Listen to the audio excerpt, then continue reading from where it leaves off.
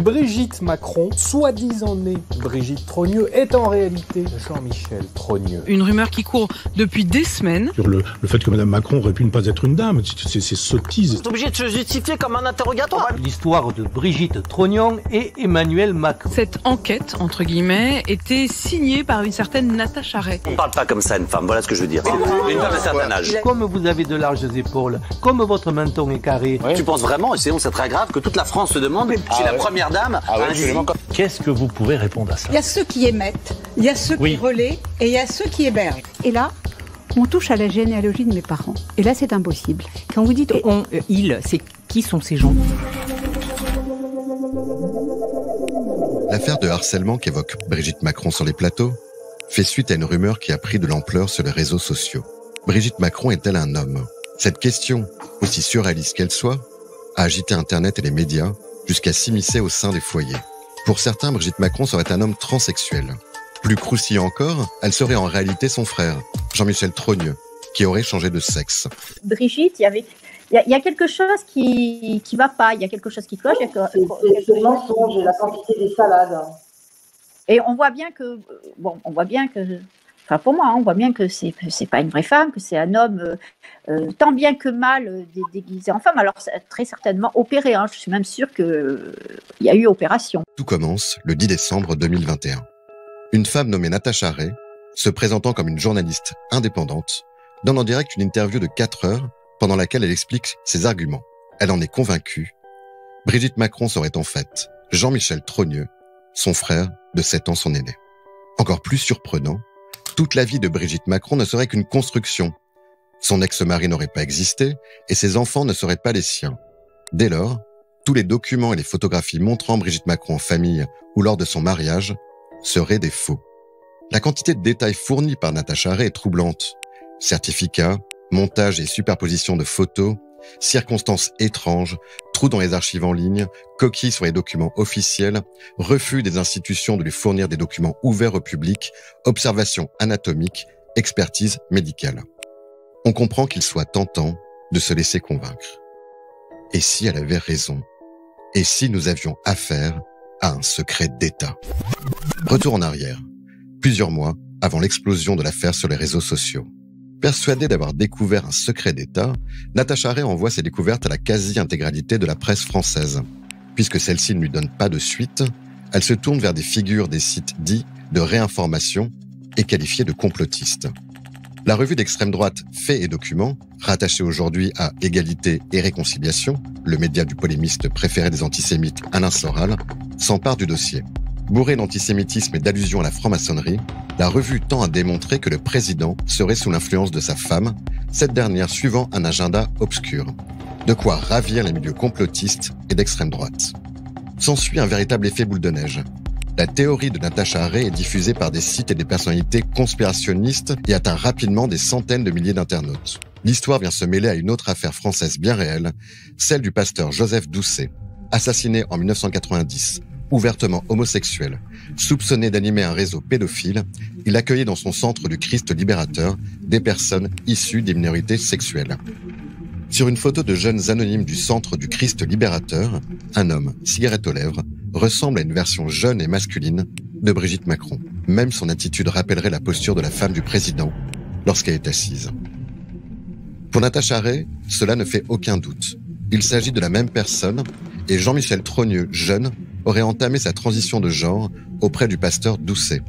Elle affirme être en possession d'une preuve irréfutable. Devant le brouhaha généré par l'histoire sur les réseaux sociaux, la presse généraliste traite enfin le sujet. Libération et Le Monde évoquent l'origine de la rumeur. La presse anglaise et outre-Atlantique s'émeut des attaques au relent transphobes, rappelant celles qui visent aujourd'hui encore Michelle Obama depuis son arrivée à la Maison-Blanche en 2009. En Russie, la chaîne d'information Mir24 raille la rumeur à coups de photomontage et de bruitage de cartoons. Si l'on fait fi de ses accointances et du caractère invraisemblable de son enquête, les éléments présentés par Natacha Ray posent de nombreuses questions. Obsédée par le physique de la femme du président, elle passe plus de temps à évoquer les chevilles, les épaules, la démarche, le style vestimentaire ou encore la mâchoire de celle-ci qu'à présenter des preuves concrètes. D'ailleurs, Elle est incapable de montrer la preuve du lien entre Jean-Michel Trogneux et le pasteur Doucet. Plus nous avançons, plus le château de cartes bâti par Natacha Ray semble bancal. Un élément du dossier pourrait venir à lui seul démonter toute la théorie de Natacha Ray ainsi que toutes ses nombreuses ramifications. Jean-Michel Trogneux lui-même. Jean-Michel Trogneux existe bel et bien. Il réside toujours à Amiens, à proximité de la célèbre chocolaterie familiale, qui, contrairement à ce qu'affirme Natacha Ray, existe toujours. Le frère de Brigitte Macron est loin d'être difficile à trouver et son nom figure sur la sonnette. Un journaliste indépendant contacté par Blast s'est rendu à son domicile et l'a rencontré. Il est d'ailleurs l'homme que certains internautes avisés avaient reconnu parmi les convives sur les images de la passation de pouvoir entre François Hollande et Emmanuel Macron le 14 mai 2017. Si les années l'ont changé et rendu ventripotent, il ressemble bel et bien aux photographies de lui jeune et partage sans aucun doute l'air de famille des Trogneux. Quant à l'Élysée, sa stratégie du silence adoptée depuis le début de l'affaire semble porter ses fruits puisque la rumeur s'essouffle aussi rapidement qu'elle a commencé et qu'Internet, comme à son habitude, passe déjà à autre chose.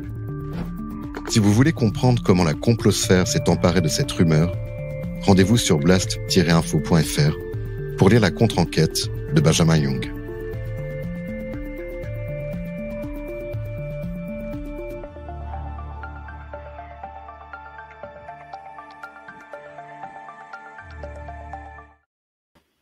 Bonjour, bonsoir à tous et à toutes. Aujourd'hui, émission exceptionnelle avec deux invités de choix puisque pour la première fois, je reçois Maître Maude Marian qui est impliquée, qui est chargée de la défense de Amandine Roy qui est avec nous ce soir. Natacha n'est pas avec nous, mais on expliquera l'affaire dans son ensemble.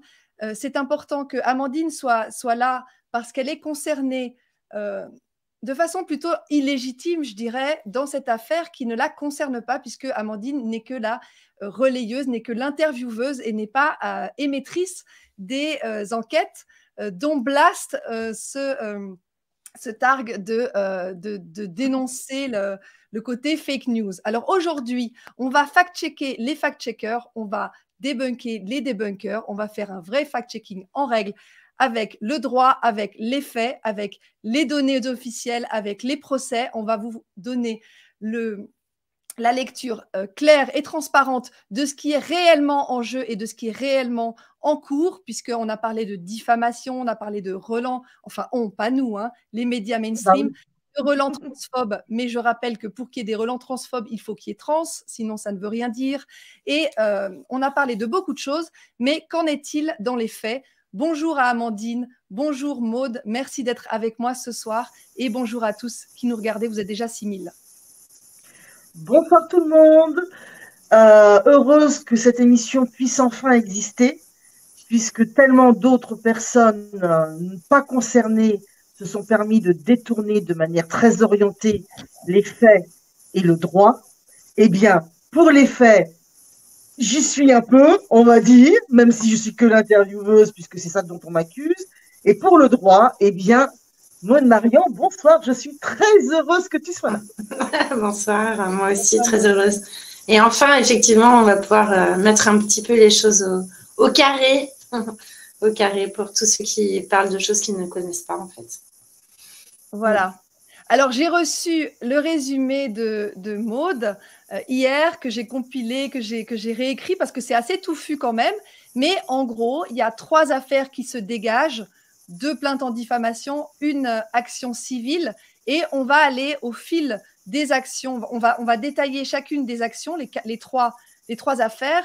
Et vous verrez, on verra vraiment de quoi sont accusées donc Amandine et Natacha. Je vous propose de commencer par la première affaire qui est une mise en examen par Brigitte Macron et prétendument Jean-Michel Trogneux contre Amandine et Natacha. Mais alors, je laisse les experts vous expliquer, justement. Est-ce que, Amandine, tu veux commencer par… Je vais laisser Maude commencer, parce que c'est elle l'avocate. Okay. Donc, je préfère te laisser la parole, Maude, plutôt que de dire des bêtises de droit. Et je pourrais témoigner en tant que personne concernée, puisque le droit est ton domaine. Je préfère que ce soit Maude qui commence. D'accord. Déjà, je vais essayer de vulgariser un peu mon discours parce qu'on a tendance à utiliser des mots techniques, donc je vais essayer de ne pas vous assommer avec ça. Je passerai après toi, t'inquiète, je passerai après toi. Voilà, mais quand même, je vais faire un effort. Donc, en fait, après la diffusion de cet entretien entre Amandine et Natacha, il y a eu une première plainte qui a été déposée par Jean-Michel Trogneux et Brigitte Trogneux, épouse Macron, entre les mains du doyen des juges d'instruction. Alors ça, c'est normal, hein, c'est tout à fait classique, en diffamation le 31 janvier 2022. La diffamation, c'est quoi? C'est le fait de dire une information qu'on sait inexacte, de manière délibérée, pour nuire à l'honneur ou à la dignité de la personne. Donc, contrairement à ce qu'on pourrait penser, et contrairement à ce que certains médias ont laissé entendre, la diffamation ne porte pas sur le changement de sexe ou pas de Jean-Michel Trogneux. Alors, on appelle ça beaucoup plus... c'est beaucoup plus joli dans la bouche des juristes, mais on va appeler ça comme ça. Hein. Donc, ça ne porte pas sur le changement de sexe de Jean-Michel Trogneux, devenu ou pas Brigitte Macron. Ça porte uniquement sur, je dirais, des aspects que je peux considérer, moi, en tout cas, comme secondaires. Premièrement, la falsification des actes d'état civil, qui donc ne serait que la conséquence, on l'a bien compris, d'une éventuelle opération de changement de sexe. La deuxième chose, c'est tout ce qui tient au divorce de Brigitte Macron, puisque pendant l'entretien, il a été question des jugements de divorce qui auraient été forcément modifiés pour pouvoir correspondre aux états civils des personnes et de leur évolution. Et le troisième point, c'est la prétendue ou l'affirmation d'une pédophilie ou d'un détournement de mineurs de la part de Brigitte Macron vis-à-vis de Emmanuel Macron. Alors, juste là, pour mettre un peu de souplesse et de rire, d'humour dans notre histoire, parce que ça va être sinon carrément casse-pied, en fait, ce que moi, j'ai trouvé extraordinaire en lisant cette plainte sur la partie pédophilie ou détournement de mineurs, c'est qu'en fait, on reproche à Natacha et Amandine d'avoir dit que Brigitte Macron et Jean-Michel Trogneux avaient commis des actes de pédophilie vis-à-vis d'Emmanuel Macron. Donc, quand on lit ça, c'est quand même croustillant parce que, en fait, la stratégie qui consiste à contourner le sujet aboutit à une espèce d'absurdité. En tout cas, pour moi, ça m'a fait tomber vraiment par terre. Je me suis dit, on en arrive à écrire une chose absurde. Jamais on a prétendu que les deux individus avaient commis. Si ces deux individus sont deux individus différents, évidemment, il n'y en a qu'un des deux qui l'a fait. Je veux dire, ça paraît logique. Mais du coup, il faut quand même voir que là, la mise en examen, c'est ça. On reproche à Natacha et à Amandine d'avoir dit que ces deux personnes avaient commis donc ces faits sur Emmanuel Macron. Donc ça, la plainte a été déposée le 31 janvier. Tout s'est passé normalement. Je ne vous assomme pas avec la procédure, mais la procédure en diffamation est soumise à des délais très brefs. Il faut que tous les 3 mois, il se passe quelque chose dans la procédure pour que la procédure soit régulière. Donc, on a eu d'abord la consignation par les parties civiles, donc les prétendues victimes, la consignation d'une somme d'argent pour garantir qu'en cas de condamnation contre eux à des dommages et intérêts au profit des deux personnes poursuivies, l'argent soit à disposition. Ça, c'est la règle de droit en France. On n'a pas les montants, je le dis tout de suite. Ne cherchez pas, on n'a pas les montants, on nous ont communiqué des choses caviardées. Ensuite de ça, donc il y a eu un avis aux deux intéressés, donc Amandine et Natacha ont reçu un avis comme quoi un juge d'instruction était saisi et envisageait leur mise en examen. Puis ensuite, un avis de mise en examen, c'est-à-dire le juge qui leur dit bon, maintenant j'ai regardé le dossier, je vous mets en examen. Ça peut paraître long, mais en fait, cet avis de mise en examen est arrivé en décembre 2022, c'est-à-dire quasiment un an après la diffusion du reportage. 31 janvier 2022, le début d'une plainte mise en œuvre par Jean-Michel et Brigitte, ou les deux, je ne sais pas s'ils sont, bref. Et un an plus tard, le 20 décembre, la plainte aboutit et Natacha et Amandine sont mises en examen pour cette diffamation qui n'a rien à voir avec le changement de sexe. Voilà. Et en fait, pour nous, pour les personnes qui sont en défense, on va dire, qui sont visées par la plainte, le dossier commence par cette mise en examen. C'est-à-dire que c'est maintenant que nous, on a le droit d'agir, on a le droit d'interagir, de demander des choses, de se défendre. et je vais mettre des guillemets parce que là aussi, il ne faut pas être assommant, mais la procédure en diffamation est une procédure qui est très technique. Et quand on est mis en examen par un juge d'instruction en diffamation, on a assez peu de travail. En fait, on ne peut pas faire la preuve de la vérité tout de suite. Enfin, il y a plein de choses qui ne peuvent pas se passer. C'est une procédure très formelle. Donc, ça, c'est la première chose à savoir. C'est pas extraordinairement actif, mais on a quand même décidé, parce que ça vaut la peine et parce que c'est normal, qu'à tout le moins, Natacha serait entendue. Ça, c'est évident, puisqu'elle a beaucoup de choses à dire au juge. Et que après, Amandine, elle décidera, on n'en a pas parlé, je veux pas, voilà, elle va peut-être pas vous dire aujourd'hui ce qu'elle veut faire, mais en tout cas, Natacha, c'est sûr, elle veut être entendue.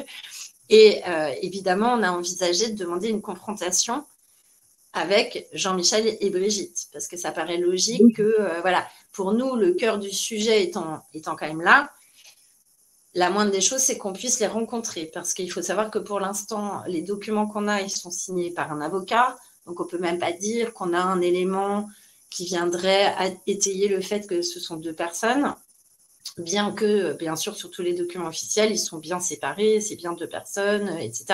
Enfin voilà, et du coup, c'est peut-être l'occasion, en tout cas, de le demander. Je pense que ça sera compliqué de l'obtenir, le juge ne va peut-être pas accepter, mais de toute façon, on va le demander. Et puis, si le juge nous le refuse, on ira porter appel pour voir si la cour d'appel nous l'accorde, etc. Enfin, voilà, l'idée, c'est ça. Et puis, après, en fonction des besoins de la défense, il y aura peut-être des auditions de témoins, il y aura peut-être des choses comme ça. En tout cas, au stade de l'instruction, à coup sûr, on va demander à être entendu et à être confronté. Pardon. Non. Alors, la confrontation, c'est quand même un minimum. Parce que l'interview, elle a peut-être fait 4h35, mais bon, je ne vais pas revenir sur le contexte de l'interview en elle-même, qui était une interview. Mais comment dire, ça fait quand même depuis décembre 2021 que tous les petits copains du petit cercle en bave et des pages et des pages et des pages et des interviews et des images qu'on fait tourner à la téloche, en nous diffamant nous, en mentant sur nous, en mentant sur ce qu'on a dit, en nous traitant comme de la moins que du machin chose, hein. Mais ça, par contre, eux, ça les dérange pas. Non, parce que si nous, on portait plainte pour diffamation, pour chacun des petits copains et contre chacun des médias qui a menti de manière avérée, glauque et répétée à notre sujet, à commencer par Blast, hein, ok, et pas que Blast, là, pour le coup, il y aurait un bon paquet de plaintes, hein, et il y en aurait beaucoup plus que 3. Mais ça, par contre, ça ne les dérange pas. Donc, ils font durer les procédures, il faut mentir et diffamer à répétition et de manière récurrente contre nous, et c'est toujours nous les méchantes. Et il n'y a personne qui s'interroge sur la quantité de diffamation que nous, on subit pour soi-disant, la diffamation que nous, on aurait commise. Ça, par contre, ils ne le relèvent pas, les petits copains des petits copains. Non, pardon pour mon fact-checking, hein, de toute façon. Et c'est, voilà, ce que nous, on peut subir, c'est bien normal, puisque nous sommes, d'après eux, la complosphère, extrême droite et le autres. droit, il n'y a pas égalité quelque part, là, à un moment donné, dans l'histoire de la France? Ah oui, dans les textes, oui, mais c'est un lointain souvenir c'est un truc qui m'a éploré. Ça me rappelle un truc, l'égalité. Un vague truc. Donc, cette plainte en diffamation, on en est où? Parce qu'elle a abouti donc en décembre, il y a quelques mois, il y a 2 mois. Mais qu'a-t-elle donné? Et est-ce qu'il y a un procès de prévu finalement? Alors non, le procès interviendra quand le juge d'instruction aura fini son travail. Donc, son travail sera fini quand il aura fait tout ce qu'on lui demande, c'est-à-dire les auditions, les confrontations. Et à ce moment-là, il y aura encore toute une procédure très lourde et très complexe de renvoi, c'est-à-dire le juge d'instruction va rédiger l'acte d'accusation. En fait, ça ne s'appelle pas comme ça, mais tout le monde comprend ce terme, pour de saisir le tribunal correctionnel qui, lui, jugera Amandine et Natacha, donc la 17e chambre, sans doute, pénale du tribunal judiciaire de Paris. Et c'est à ce moment-là, et c'est là où c'est intéressant pour nous, c'est à ce moment-là qu'on a l'option de faire la preuve de la vérité, ce qui en matière de diffamation est vraiment la pierre angulaire, et c'est ce qui est vraiment intéressant, c'est dire, on peut prouver que ce qu'on a dit est vrai. Donc, c'est à ce moment-là que, effectivement, le dossier de Natacha pourra être exposé et expliqué. La deuxième chose qu'on peut faire, c'est ce que tout le monde a entendu dire au sujet de Karine Lacombe, c'est la bonne foi, l'exception de bonne foi, c'est-à-dire j'ai peut-être dit quelque chose de faux, mais je pensais que c'était vrai, ou en tout cas, je n'étais pas consciente que c'était faux. Ça, c'est la deuxième option. Et puis, la troisième option, c'est de se prendre une peine et de plaider qu'on n'est quand même pas si méchant que ça. Évidemment, on a bien compris que là, dans ce dossier-là, il n'est pas question de faire amende honorable et qu'on sera de toute façon sur la preuve de la vérité, même si, encore une fois, la preuve de la vérité, ce ne sera pas la preuve de la vérité du changement de sexe, puisque ce n'est pas le sujet. Et c'est ce que moi, je veux que les gens comprennent, c'est que ça n'est pas le sujet. C'est-à-dire qu'au fond, là, l'état de la stratégie, on va dire, parce que je ne veux pas dire que c'est le droit, mais en tout cas, la stratégie de Madame Macron, c'est de ne pas aborder le sujet frontalement. Voilà, c'est ça. C'est clair, net, précis. Avec des anthrophobies, diversion. Ouais, et du coup, ce qui est compliqué, c'est que forcément, enfin, pour ceux qui ont entendu l'entretien ou qui en ont eu un vrai rapport, l'entretien entre Natacha et Amandine, finalement, la pierre angulaire de l'entretien, le cœur du sujet, c'est ce changement de sexe. Le reste, même si ça dure 4h30, c'est la démonstration du travail de Natacha, donc la reconstitution de son chemin à elle, de son cheminement, plus la discussion de ce qu'elle considère comme être des éléments soit de preuve, en tout cas des éléments indiciels forts, qui militent dans la thèse qu'elle a retenue, elle, à l'issue de toutes ces investigations. Mais en fait, tout ce qui nous est reproché, c'est périphérique en vérité. C'est des petites choses, parce que expliquer qu'un acte d'état civil aurait pu être falsifié, oui, mais pourquoi en fait, pourquoi on a parlé des actes d'état civil? C'était pour aller dans le sens de dire, bon, il y a un problème avec les actes d'état civil, une des possibilités de ces falsifications, c'est parce qu'il y a eu un changement de sexe, ou même à l'inverse, puisqu'il y a eu un changement de sexe, il y a eu une falsification des actes d'état civil. C'est pas, on n'a pas passé 4 heures à parler du fait que les actes d'état civil étaient falsifiés. C'était pas le sujet. Ça soulève des questions. C'est surtout ça, c'est que ça soulève des questions. C'est ça. Et c'est intéressant. Enfin, je trouve que c'est signifiant. On va voir que plus on va s'enfoncer dans les affaires et puis on va comprendre que ça tourne autour, tout est périphérique, mais qu'on ne va jamais au cœur du sujet. Et je rappelle juste que l'émission dont on parle là, celle qui a duré 4h30, celle dans laquelle, Amandine, tu as invité Natacha, elle a été en direct le 10 décembre 2021 et que donc la tentative de plainte, disons, la plainte a été déposée juste après par Brigitte Macron, alias éventuellement Jean-Michel Trogneux. Vas-y, Amandine.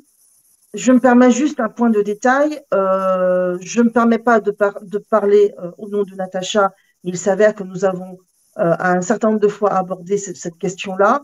Nous avons chacune de notre côté eu des preuves, des soutiens de personnes LGBT qui ne sont pas forcément dans la communauté estampillée LGBT, mais nous avons des soutiens de personnes qui ont toutes les préférences, on va dire, et qui savent très bien faire la différence et qui ont très bien compris qu'on n'est pas sur de la transphobie. Nous n'aurions pas ces soutiens-là si les personnes se sentaient discriminées par nous. Voilà, je tenais à le préciser. Très bien de préciser ça, effectivement. Pour l'affaire, donc cette plainte en diffamation dont on n'a pas la date du procès, est-ce qu'il y a eu d'autres choses qui ont... il y a eu des audiences, il y a eu des rendez-vous intermédiaires depuis un an? Non, pas encore. Non, ça va venir là dans le courant de l'année. D'accord. Alors, on va passer à l'affaire suivante, qui est une action civile. En fait, c'est une plainte civile, mais je crois qu'on ne parle pas de plainte juridiquement. Tu nous diras, Maud, quel est le vocabulaire exact. Déposée par, cette fois, Jean-Michel Trogneux, Brigitte Macron, et les 3 enfants Osière, Tiphaine, Laurence et Sébastien, qui seraient donc les enfants de Brigitte Macron, et d'un certain André-Louis Osière, qui serait mort en décembre 2019, qui apparemment n'a pas d'existence avérée non plus. Et donc, ces 3 enfants ne sont pas contents parce que leurs photos ont été utilisées, retouchées, agrandies, Jean-Michel et Brigitte pour la même raison. Et on va voir en détail la nature de ces actions civiles, parce qu'il n'y a pas qu'une histoire de photos, il y a aussi une histoire d'opération, mais pas celle auquel on pense. Je te laisse la parole, Maud. Oui, alors ça, je dirais, c'est la cerise sur le gâteau. Donc, en fait, toutes ces bonnes gens-là, les 2 Trogneux et les 3 Osières ont délivré des assignations devant la 17e chambre civile, cette fois du tribunal judiciaire de Paris, en fait, en réparation des dommages-intérêts, des préjudices qu'ils auraient subis du fait d'atteinte à la vie privée et d'atteinte au droit à l'image. C'est-à-dire, alors, l'atteinte, on comprend, donc on a passé 4 heures à parler de leur famille, de montrer leurs photos, agrandir les photos, comparer les visages, enfin voilà. Et donc, encore une fois, au lieu de mettre sur le tapis, voilà, vous parlez éventuellement d'une opération majeure de transfert, de changement de sexe. Non, on nous dit, voilà, on n'est pas content parce que Brigitte Macron, vous l'accusez d'avoir subi 2 rhinoplasties et une réfection totale des dents. Donc ça, c'est pas acceptable parce que ça relève de la vie privée de Madame Macron. Donc ça, c'est c'est vraiment le premier grief qui est fait à Amandine et à Natacha, sachant que pour ça, on leur demande 10 000 € de dommages et intérêts quand même. C'est une atteinte majeure à la vie privée de la première dame, qui n'est pas d'ailleurs première dame, mais qu'on appelle comme ça partout, pour nous habituer à réfléchir américain. Ça, c'est la première chose. La deuxième chose, on reproche donc à Amandine et à Natacha d'avoir diffusé l'adresse de Jean-Michel Trogneux, qui est pourtant sur Internet. Moi, j'ai cherché, je l'ai trouvé. Donc, en fait, elles ont fait que lire ce que tout le monde peut voir. Jean-Michel leur reproche à Natacha d'avoir fait des enquêtes sur lui, d'être allé dans son quartier, d'avoir interrogé ses voisins, d'avoir demandé dans le quartier si on le voyait chez les commerçants, etc. Il s'est senti surveillé de manière illégitime dans sa vie privée. Donc ça, c'est pour lui une atteinte globale à sa vie privée. Et il demande aussi 10 000 € de dommages et intérêts pour ça. Ensuite, les enfants. Alors, les enfants, c'est surréaliste parce que, en fait, évidemment, pendant l'entretien, tout le monde l'a compris, on a dit Brigitte n'est pas leur mère, elle est leur père. Mais c'est pas exactement comme ça qu'on l'a tourné, mais c'est la conclusion. Évidemment, c'est la conclusion à laquelle on ne peut qu'arriver. C'est-à-dire que si Brigitte est Jean-Michel, et anciennement Jean-Michel, Jean-Michel était leur père et il est devenu leur mère. Enfin, je veux dire, voilà. C'est à peu près, même si c'est au fil de ces 4 ans et demi d'entretien, mais enfin, c'est quand même assez clair. Donc, eux sont mécontents qu'on ait porté atteinte à leur vie privée parce qu'on a dit qu'elle n'était pas leur mère. Point. Donc, le fait qu'éventuellement ça soit une autre filiation, c'est passé à la trappe. Et pour ça, ils demandent 5 000 € de dommages et intérêts chacun.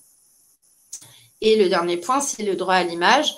Alors, l'atteinte au droit à l'image, c'est quoi? C'est qu'en fait, évidemment, toutes les images qui ont été diffusées pendant l'entretien, ou utilisées par Natacha dans ses recherches, c'est des images qui sont sur la toile, n'importe qui peut les trouver. Elles ont été officiellement publiées, donc c'est pas des choses qui ont été volées. Il n'y a pas eu de photos prises en douce ou des surveillances justement photographiques. C'est pas des paparazzis. On n'est pas sur ça. On est sur le fait qu'on a utilisé des images publiées, diffusées partout, mais qu'on les a utilisées sans leur accord. Et qu'on les a en plus manipulées, c'est-à-dire les photos en noir et blanc pour certaines ont été colorisées, les photos ont été agrandies, les photos ont pu être comparées, mises dans des redécoupées. Enfin, il s'est passé. Évidemment, il y a eu du travail sur les photographies, y compris d'ailleurs des expertises. Natacha l'a expliqué. Et voilà ce qu'on reproche donc à Amandine et Natacha. Et pour ça, les 3 enfants demandent chacun 5 000 €. Jean-Michel Trogneux demande 10 000 € et Brigitte Macron demande 10 000 €. Donc, on en est arrivé donc à des sommes faramineuses pour finalement ne pas là non plus aborder le sujet, puisque on aurait pu nous dire que la sexualité, le genre ou la vie privée de Brigitte Macron dans cette idée d'une éventuelle d'une trajectoire de changement de sexe, ça ne nous regardait pas, ça on aurait pu nous le dire. C'est pas ça qu'on nous dit.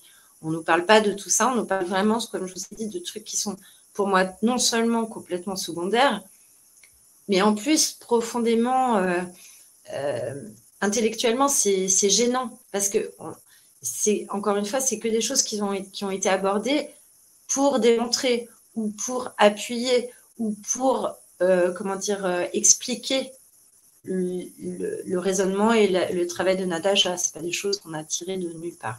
Donc cette procédure-là, elle est en cours depuis le mois d'avril 2022. On a eu plusieurs audiences. Mais comme c'est une affaire civile, je vous passe les détails. Il y a plein de petits moments où on a des réunions par mail avec les juges pour faire le point. Est-ce que tout le monde est prêt pour plaider, pas plaider? Bon, bref, c'est des trucs pas très intéressants. En général, c'est des procédures qui durent facilement 2 ans, au moins. Là, on a eu un premier incident avec évidemment l'avocat adverse, c'est que moi j'ai demandé l'annulation de cette assignation. Parce que en fait, la difficulté pour nous de se défendre, c'est qu'on flirte entre la vie privée et la diffamation, on est toujours à cheval. C'est jamais très clair, à la fois dans les écrits, mais même dans le raisonnement, on peut le concevoir. Puisque si on extrait la rhinoplastie, on dit on n'a pas le droit de parler de la rhinoplastie de Madame Macron. Mais on n'en a pas parlé comme ça. On a parlé de la rhinoplastie parce que on pensait qu'elle avait eu un certain nombre d'opérations plus graves, plus importantes qui amenaient à... Donc, du coup, en saucissonnant, on a quand même en sous-jacent, on sent qu'il y a quand même une atteinte à son honneur et à sa dignité. De parler de toutes ces questions-là, ça pourrait, et ça me paraît plus logique, de dire que ça porte atteinte à sa dignité plutôt que de dire que ça porte atteinte à sa vie privée. Mais ils ne veulent pas lancer le sujet, en fait. Ils ne veulent pas lancer le sujet. Là, le sujet est toujours évité. Mais du coup, quand on veut se défendre et qu'on n'a pas le droit d'aborder le sujet, c'est très difficile. On ne peut pas, en fait. Elle est où la matière? Elle est où la matière?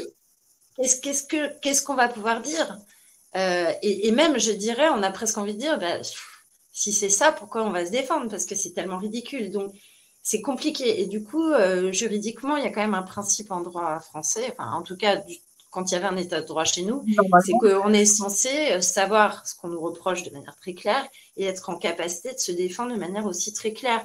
Il faut aller au bout des sujets. Et c'est d'autant plus flagrant pour les enfants, parce que je trouve que pour les enfants, c'est énorme. L'affiliation des enfants Macron, enfin Trogneux, Ozière, n'a jamais été mise en question, en fait. L'affiliation, elle est publique. Il n'y a pas de doute sur le fait que ces 3 enfants-là sont affiliés à Brigitte Macron. Et ce sont ses descendants. Ça n'a d'ailleurs jamais été remis en question dans l'entretien. Et ça, c'est quelque chose qui est assumé, puisqu'on les a vus à la fête de la première élection, la deuxième élection, on les voit de temps en temps se balader à l'Élysée. C'est assumé, c'est mes enfants, mes petits-enfants, ils le disent partout. Donc, la filiation qui peut parfois être un élément de la vie privée qu'on cache, on l'a vu avec Mazarine Pinjot, enfin, c'est un exemple que tout le monde comprend. Effectivement, balancer dans la presse que Mazarine Pinjot est la fille de Mitterrand, c'est une atteinte à sa vie privée parce que personne n'en avait jamais parlé. On est d'accord. Si vous voulez cacher votre filiation, vous êtes la fille du roi d'Angleterre, du roi de Belgique, enfin, on a vu toutes ces affaires. On ne fait pas des couvertures de magazine People. Voilà. Ça, c'est d'accord. Ça, c'est OK. Mais là, leur filiation est connue. La seule question qui s'est posée, c'est est-ce que leur filiation, c'est une filiation de mère à enfant ou de père à enfant? Mais la filiation intrinsèquement était admise. Donc moi, je ne vois pas en quoi le fait de dire que c'est leur mère plutôt que leur père est une atteinte à la vie privée. Si c'est choquant, c'est forcément sous l'angle de la diffamation et de l'atteinte à l'honneur. Voilà. Je ne vois pas comment ça n'a aucune forme de cohérence pour moi. Donc, parce que quelque part, je ne veux pas comprendre cette stratégie, même si je la conçois très bien. Je pense qu'elle est intelligente d'une certaine manière, elle met tout le monde un petit peu en porte-à-faux. Mais Enfin, en tout cas, en tant qu'avocat, je peux dire que c'est pas mal vu.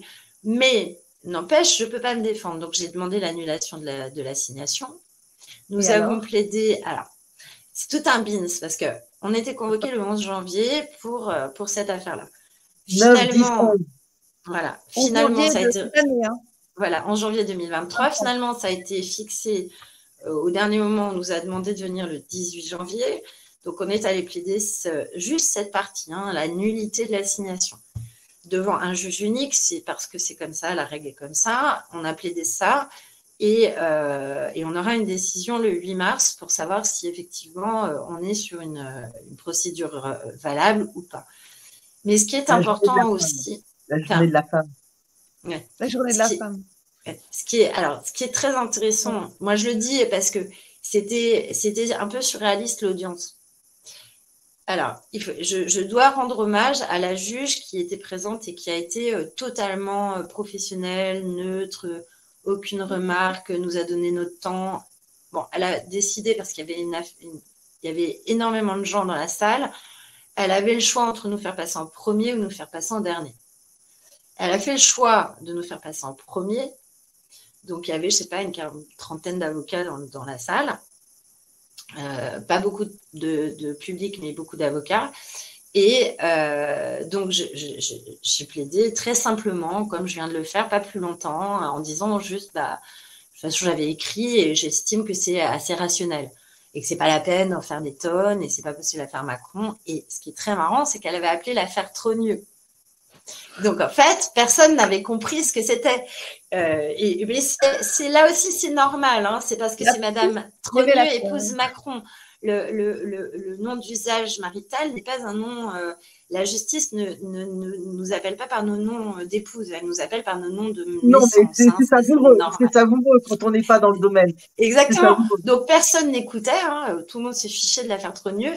Et quand j'ai commencé à plaider en expliquant qu'en fait, c'était l'affaire de Madame Brigitte Macron, là, tout le monde a écouté, surpris ou interloqué.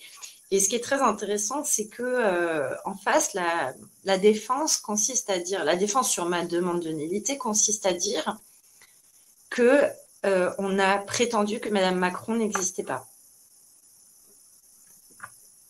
Donc mais là aussi, c'est une espèce de…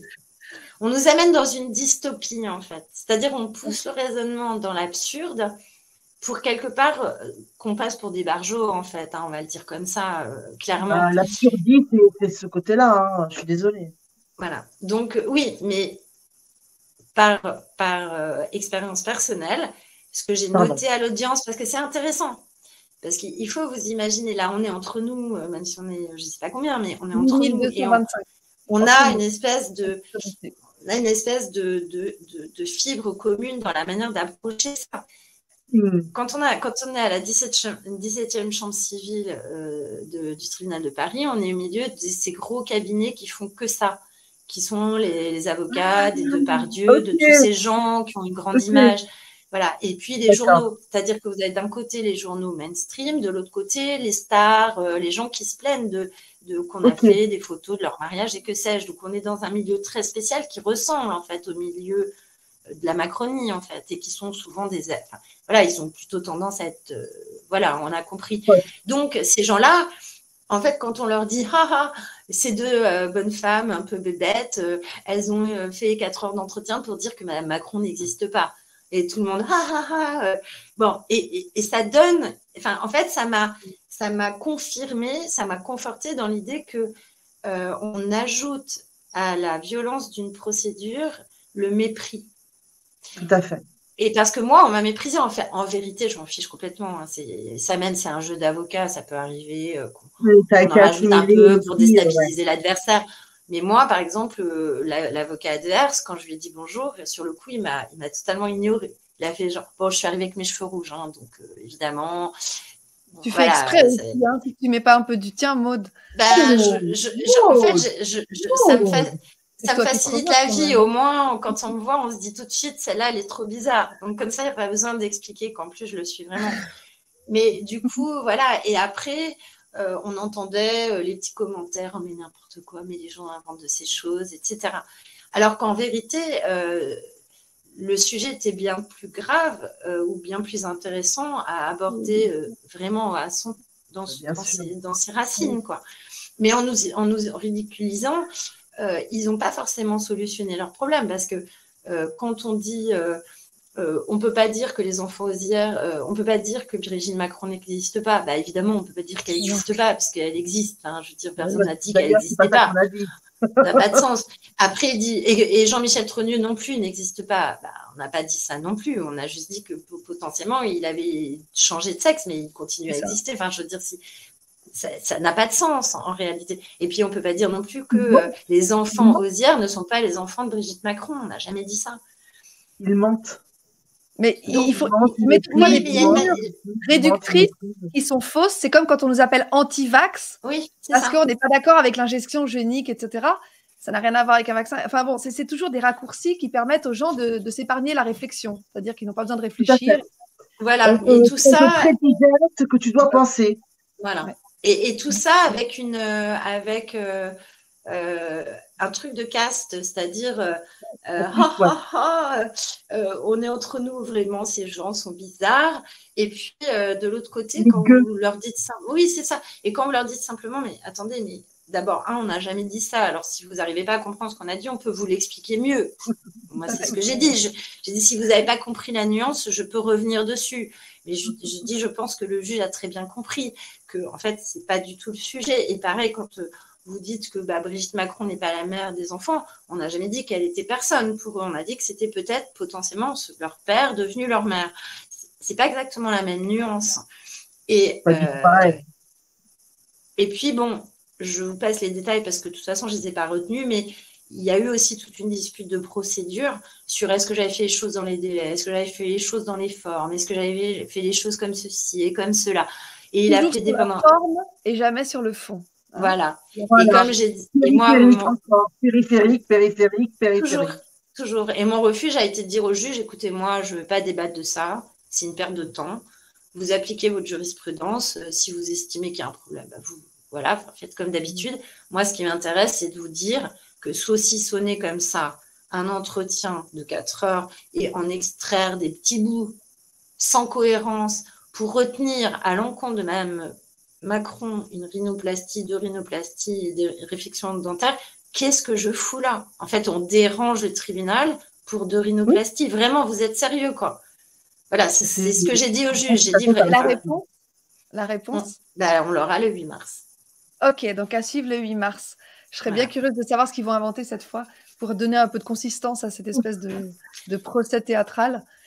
Ton expression est tout à fait juste, donner de la consistance. Parce qu'il n'y a pas de consistance, on est à chaque fois sur le périphérique. C'est ça. Donc on tout sauf le un espèce de scénario qui donnerait un sens, mais sur du vent. Si voilà. j'ai bien compris. Je vous propose qu'on fasse une petite pause avec une interview qu'a donnée Brigitte Macron au journal de 13h à TF1 le 12 janvier pour se faire une petite respiration entre les 2 affaires qu'on vient de traiter et puis la prochaine qui est encore plus loufoque que les 2 autres, je trouve. Restez avec nous, on continue. Vous menez un combat contre le cyberharcèlement, on le sait, dont vous-même êtes régulièrement victime. Pardonnez-moi de revenir dessus, mais un exemple, cette théorie conspirationniste contre laquelle vous pensez porter plainte, je crois, qui affirme que vous êtes né homme. Qu'est-ce que vous pouvez répondre à ça? Alors bien évidemment, c'est un mensonge. Mais bon, une fois que j'ai dit ça, je n'ai rien dit, mais ça m'a permis encore de me rendre compte, parce que ça fait 4 ans et demi que je suis dessus, que je demande pour les mineurs. Je demande déjà qu'on fasse attention, pas de réseau avant 13 ans. Je demande qu'on ait enfin des modérateurs qui parlent français. Je demande qu'on puisse enlever, quand on est un mineur, un contenu extrêmement rapidement, parce que plus le contenu reste, plus les mineurs souffrent. Tout ça, on a du mal à l'obtenir. Je demande aussi qu'on ait à l'école une formation des enfants. Qu'est-ce qu'on dit à un enfant dès le primaire? Qu'est-ce qu'on lui dit de faire de ses photos? Qu'est-ce qu'on lui explique? Et je trouve qu'on est beaucoup trop lent à réagir là-dessus, et aussi la formation des parents. Parce que moi, j'ai des enfants et des petits-enfants, et on est très, très vite dépassés. Vous me confirmez que vous, à votre propos, vous allez porter plainte, c'est bien ce que vous... Oui, on est en train... Alors, c'est un petit peu long, parce qu'il faut les captures d'écran, il faut l'intégralité des propos rapportés. Donc, en ce qui me concerne, c'est un petit peu long. Il y a 3 niveaux. Il y a ceux qui émettent, il y a ceux qui relaient, et il y a ceux qui hébergent. Mais donc, il faut ratisser large. Je vais vous couper, madame. Vous êtes l'épouse du président de la République, Oui. et vous n'avez pas réussi à arrêter tout ça? Alors vous imaginez, nous? J'ai mis 5... Ah, ça, tout à fait d'accord. Tout à fait d'accord. C'est parfaitement injuste. Moi, sur un contenu particulier, j'ai mis 5 jours et demi. Avec des avocats qui sont rompus à l'exercice et qui savent qui appeler, comment appeler. Puis les meilleurs, j'imagine. Imaginez-vous comment, si ça arrive bien évidemment aux personnes, comment font-elles? Comment font-elles? D'abord, on ne sait pas ce qu'il faut faire. On ne sait pas ce qu'il faut faire. Alors, je soutiens aussi, moi, pour les enfants, le e-enfance, parce qu'eux suppriment les contenus. Ils ne vont pas régler les problèmes, forcément les problèmes psychologiques, mais une fois que vous les appelez, le 30-18, on vous dit, voilà, nous, on va enlever le contenu. Donc, les enfants les adolescents à qui ça arrive, il faut que ça parte le plus vite. Et puis après, il faut réparer les dégâts. Et il faut parler. C'est un vrai combat. Il faut le dire. C'est un vrai combat que pour je vous. mène depuis 4 ans et demi. Et il faudra au moins 5 ans encore pour le mener à bien. Je continuerai. Alors ça, c'est clair. Quoi qu'il arrive. Ça, c'est clair. Les mineurs, c'est mon combat. Je ferai tout pour les protéger de cela, parce que c'est une énorme souffrance. Et parlez-en encore à des adultes maintenant, ils n'ont pas oublié. Et si le hasard fait qu'après, votre vie est meilleure, ça va. Mais certains ont du mal à s'engager dans la vie à cause de ce qu'ils ont vécu quand ils étaient plus jeunes. Et si nous, les adultes, on n'est pas à côté d'eux, ils ne pourront pas en sortir. Voilà, donc, comme disait Brigitte Macron le 12 janvier 2022, les mineurs, c'est son combat. Ça, on l'a bien compris. Les mineurs, elle aime les enfants. Elle aime beaucoup les enfants. Et il faut bien... Elle sait à qui téléphoner pour que ça aille vite. Et elle sait comment. Ce sont ses propos, hein, on vient de les entendre. Elle dit, je sais comment leur téléphoner. C'est intéressant d'avoir la méthode de comment on parle aux gens qui peuvent retirer les contenus gênants. Alors, juste un petit instant, garde au chaud cette interview. Surtout, garde-la précieusement dans tes archives. Je l'ai cherchée toute la soirée hier. Je l'ai finalement trouvée. Elle a été retirée d'à peu près partout. Celle-là, elle est précieuse. Garde-la précieusement, longtemps, le temps qu'il faudra. Je ne dis que ça. Je te laisse continuer. Message reçu, Amandine. On va parler donc maintenant de la troisième affaire, qui est une affaire de diffamation, encore une fois, qui se passe à Lisieux cette fois. Et pour le petit détail technique qui n'a sûrement aucune importance, les plaignants étant le couple Ozière, donc la famille Ozière de son ex-mari, prétendument André-Louis Ozière. Donc c'est Jean-Louis Ozière. On se perd un peu dans les Louis parce qu'il y a beaucoup d'André, etc. Donc c'est Jean-Louis Ozière et sa femme Catherine Audois-Ozière qui portent plainte à Lisieux, sachant que Jean-Louis Ozière n'est rien d'autre que conciliateur de justice au tribunal de Lisieux, justement. Voilà. Mais ceci n'a strictement pas rapport avec cela. N'y voyez pas de conflit d'intérêt, voyons. Pas du tout. Non, ils ont seulement décidé ça dans leur... Métaphoriquement, alors, je précise, hein, je mets le mot métaphoriquement avant, comme ça, Maud, tu n'auras pas besoin de t'inquiéter, j'espère, d'une procédure supplémentaire. Je rajoute avant de parler métaphoriquement. Donc, métaphoriquement, entre la poire et le fromage, en vous servant la gnôle, on décide de la condamnation en diffamation. C'est tellement pratique. On fait ça en famille. Tout ça, ça reste sur le même sujet. On fait ça en famille. Métaphoriquement. Ouais, c'est ça. C'est ça. Non, mais c'est assez... Enfin bon, on pourra faire une bande dessinée quand on pourra en rire. Ah oui, pour l'instant, on essaie d'en rire, mais elle ne serait pas crédible, la BD. Elle ne serait pas crédible, la bande dessinée. Même si on dit que la vérité, on serait considéré comme pas crédible. On nous dirait qu'on a beaucoup d'imagination, beaucoup trop d'imagination. Ouais, c'est ça. Donc en fait, oui, dans ce dossier-là, donc dans l'entretien, il a été question de savoir si Brigitte et Jean-Michel, qui est la maman, en gros, c'est ça, c'était un des aspects de cet entretien. Donc, la maman serait, ou pourrait être, ou aurait pu être Catherine Audois, enfin, née Audois, donc épouse Ozière, qui serait finalement la femme de l'oncle d'André Louis, qui serait lui le mari de Brigitte, le premier. L'ex-mari, ouais. Alors, donc on reprend, on a Brigitte Macron Nétrogneux qui aurait épousé André-Louis Ozière, qui aurait eu avec ce André-Louis Ozière 3 enfants, donc les 3 dont on parlait tout à l'heure, Laurent, Stéphane et Sébastien, qui ensuite aurait divorcé de André-Louis Ozière pour épouser son élève Emmanuel Macron, qui ensuite serait devenu le président de notre chère République. Et du coup, André-Louis, qu'est-il devenu? Donc, ce qu'on apprend dans la presse vaguement, on ne sait pas très bien. Il est mort en 2019, en décembre 2019, enterré le 24 décembre, mort le 24 décembre, on ne sait plus trop. Voilà. Et de l'autre côté, donc, on a Jean-Louis Ozière, à ne pas confondre avec André-Louis, qui, lui, serait l'oncle d'André-Louis, qui, lui, a eu une première épouse et qui, finalement, se serait marié avec Catherine Audoin-Ozière, dont Natacha pense qu'elle est la vraie maman des enfants de Brigitte Macron, pour des tas de raisons qu'elle a expliquées et qu'elle a détaillées. Donc, ces deux personnes, Jean-Louis et Catherine, qui sont censées être mariées et qui sont censées donc être l'oncle et la tante de André-Louis, ont porté plainte contre Amandine et Natacha. À chaque fois, Amandine, j'expliquerai un peu après, même si ça peut paraître extrêmement choquant que, en fait, elle n'a rien dit, Amandine, elle a fait que de poser des questions ou synthétiser les réponses de Natacha. Elle a apporté, il n'y a pas de valeur ajoutée sur le fond, puisqu'elle n'a pas fait l'enquête, elle n'a pas, voilà.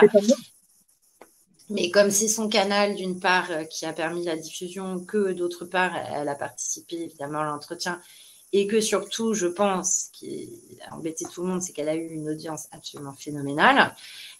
Du coup, elle est dans le truc et sa responsabilité techniquement peut se justifier, hein, parce que, voilà, en France, on dit que si le diffuseur fait son travail, il doit s'assurer que l'auteur ou que celui qui donne le fond soit dans les limites de la loi, et s'il ne s'en assure pas, il devient co-responsable. C'est ça le mécanisme.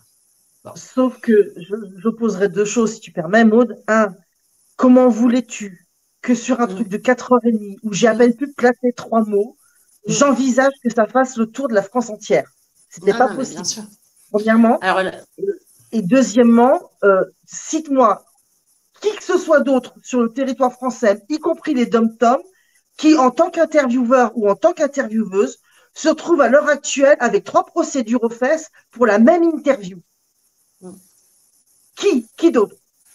Non. Alors, je pense qu'au-delà de la diffusion, c'est surtout au-delà de l'interview, c'est surtout la diffusion, parce qu'en fait, c'est toi qui donnes les moyens techniques. Et voilà, bon, après, ça, c'est une discussion qu'on aura devant les juges. Et 3 procédures sur une interview pour quelqu'un qui a invité. Non, mais en fait, là, si on vient là-dessus, moi, j'aurais tendance à penser, parce qu'on parlait tout à l'heure du calendrier, on y reviendra peut-être plus tard, ou je ne sais pas quand est-ce qu'on en parlera, mais je pense qu'il y a aussi une volonté de fatiguer, d'épuiser financièrement. Ouais. Voilà, en France, on sait tous que celui qui a les moyens de prendre the cabinet sur la place, qui peut mettre 100 000 balles sur le bureau pour dire je me paye le meilleur avocat en droit de la presse et machin, lui, il peut peut-être faire face à 40, 50 procédures, c'est pas un problème. Quand on n'a pas beaucoup de moyens, ce qui est quand même objectivement le cas de tous les autres, c'est pas juste Amandine et Natacha qui n'ont pas beaucoup de moyens, c'est nous tous qui avons des moyens normaux, je veux dire qui avons des niveaux de vie juste normaux. Nous, de toute façon, on ne peut pas se payer ces avocats-là, donc on va faire comme on peut, on va demander de la solidarité, on va prendre un avocat peut-être moins cher ou plus engagé, et puis du coup, forcément, c'est pas un cabinet avec 45 collaborateurs, donc si on peut noyer les gens sous le papier, sous les procédures, on met aussi des atouts de son côté pour gagner, et je pense qu'il y a aussi un peu de ça. Donc, en fait, les époux Ozière ont donc, là aussi, porté plainte en diffamation à Lisieux, mais eux, selon une autre procédure. En fait, en droit pénal, on a plusieurs procédures. Soit on fait une plainte avec constitution de partie civile, et ça prend son temps, etc. Soit on convoque directement la personne devant le tribunal correctionnel. On a le droit de faire ça. C'est ce qu'ils ont fait. Voilà, ils ont délivré une convocation à Amandine et à Natacha pour leur dire « Soyez au tribunal, tel jour, telle heure. On va vous juger pour diffamation. » C'était en avril 2022. Hein. C'est ça. Donc, lors de la toute première audience du mois d'avril, il y a eu une conciliation à nouveau, toujours le même mécanisme pour pouvoir garantir le paiement de dommages-intérêts si la procédure est calomnieuse. La victime doit payer une certaine somme d'argent. Excuse-moi de te couper, Maud. On peut rappeler juste les chefs d'accusation pour cette plainte-là? De toute façon, on est toujours sur les mêmes choses. C'est-à-dire, du coup, on disait que Catherine Audoin-Auzière était la maman des 3 enfants, de Sébastien, Tiphaine et Laurence. Ça, c'était le premier point. Ouais. Qu'évidemment, par voie de conséquence, là aussi, la falsification des actes d'état civil, tout ça, et que surtout, donc Jean-Louis avait couvert par son mariage et par une adoption a posteriori, avait couvert le vrai mariage Trogneux, Jean-Michel, Catherine. Parce qu'on précise que sur la photo de mariage, Natacha présume que c'est Jean-Louis et non André-Louis, dont on n'a jamais vu vraiment le visage clairement, qui est dessus et qu'il aurait adopté les enfants par la suite. Voilà, en fait, ce dossier-là, enfin, dans la manière dont il est présenté par Natacha, c'est qu'on a des gens qui sont... On a toute une famille de gens qui sont sous les projecteurs de par l'accession d'Emmanuel Macron à la présidence de la République. On a donc des gens dont l'histoire est somme toute assez visible et transparente, avec des photos, on retrouve un peu leur histoire, on voit passer des choses, et puis c'est vrai que l'Internet garde plein d'historiques, donc on peut reconstituer un peu le parcours des gens, on le vit tous, on peut tous, voilà.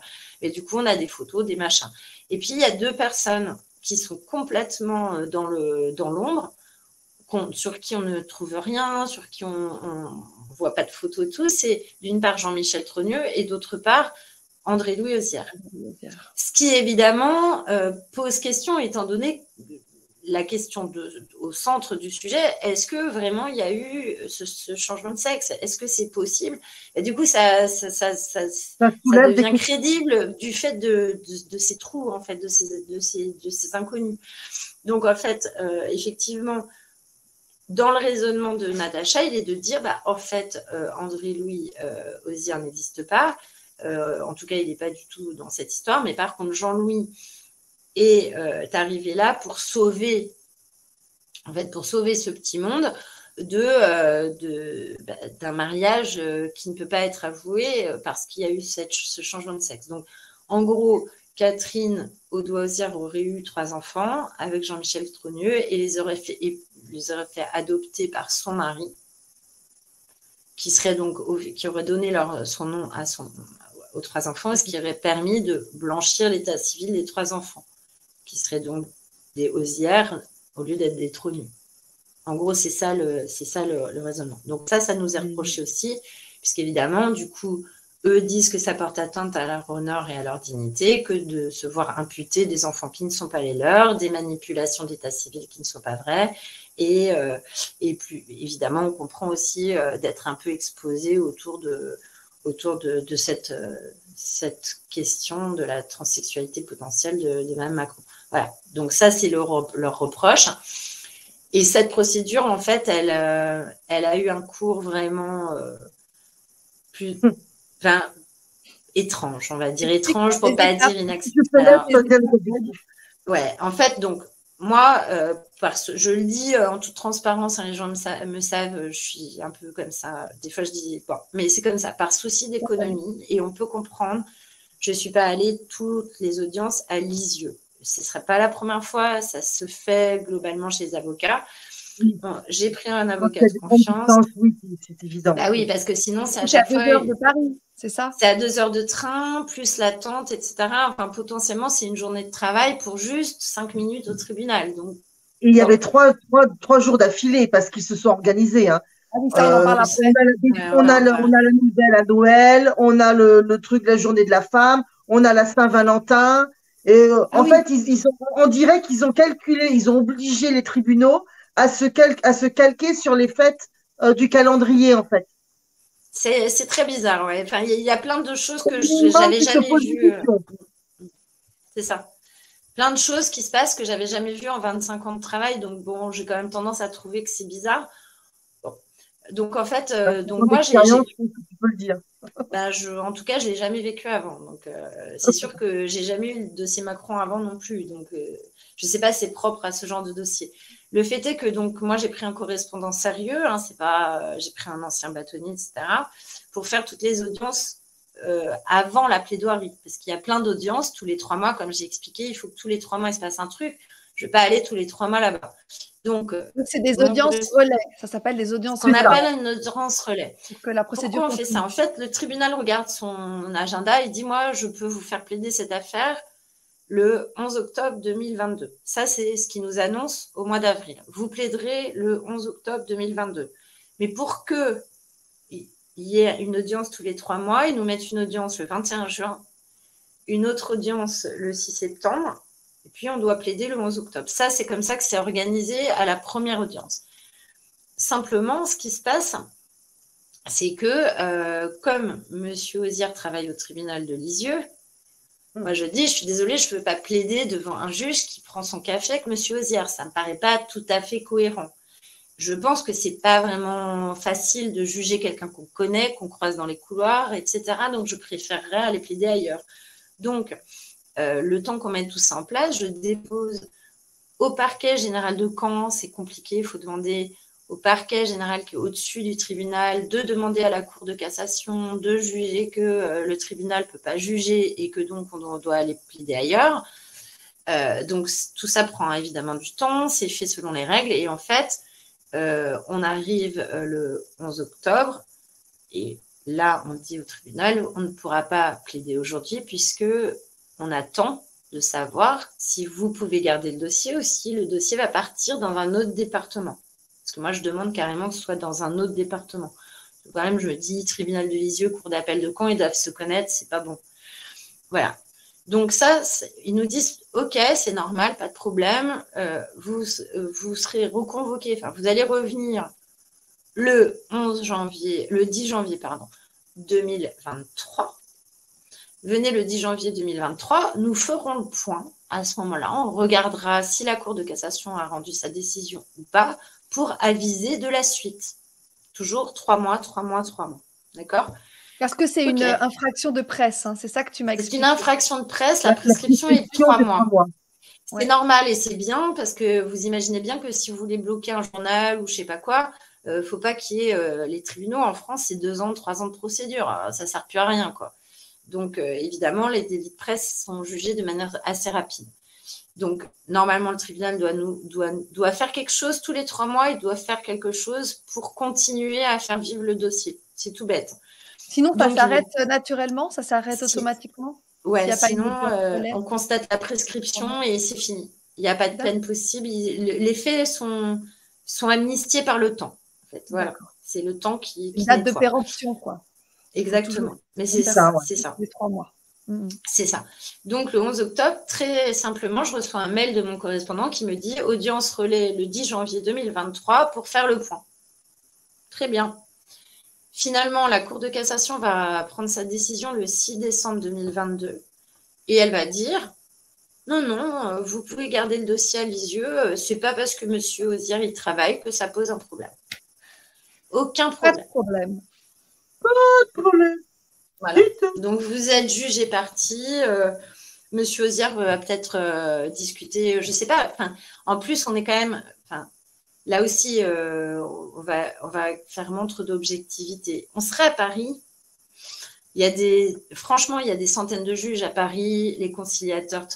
Je me dirais, bon, c'est noyé dans la masse. Ça m'embêterait, mais ça se pourrait noyer dans la masse. Mais à Lisieux, ils sont 10, quoi. Enfin, j'exagère, mais c'est un tout petit tribunal. Ils sont obligés de se connaître tous. Déjà, tous les notables d'une région dans ce genre-là, on connaît bien notre province. Moi, je suis provinciale. Hein. Pas parce que j'exerce à Paris, je suis née en province. Je sais ce que c'est. Je sais que le notaire mange avec le juge, qui mange avec l'avocat, qui mange avec le préfet, etc. Enfin, on connaît. Je veux dire, on sait très bien quand on fait partie d'un certain milieu, la grande bourgeoisie provinciale, on se fréquente, les enfants vont à la même école, on a peut-être même fait l'école ensemble, enfin voilà, il y a plein de choses qui lient les gens et ils se croisent sans arrêt.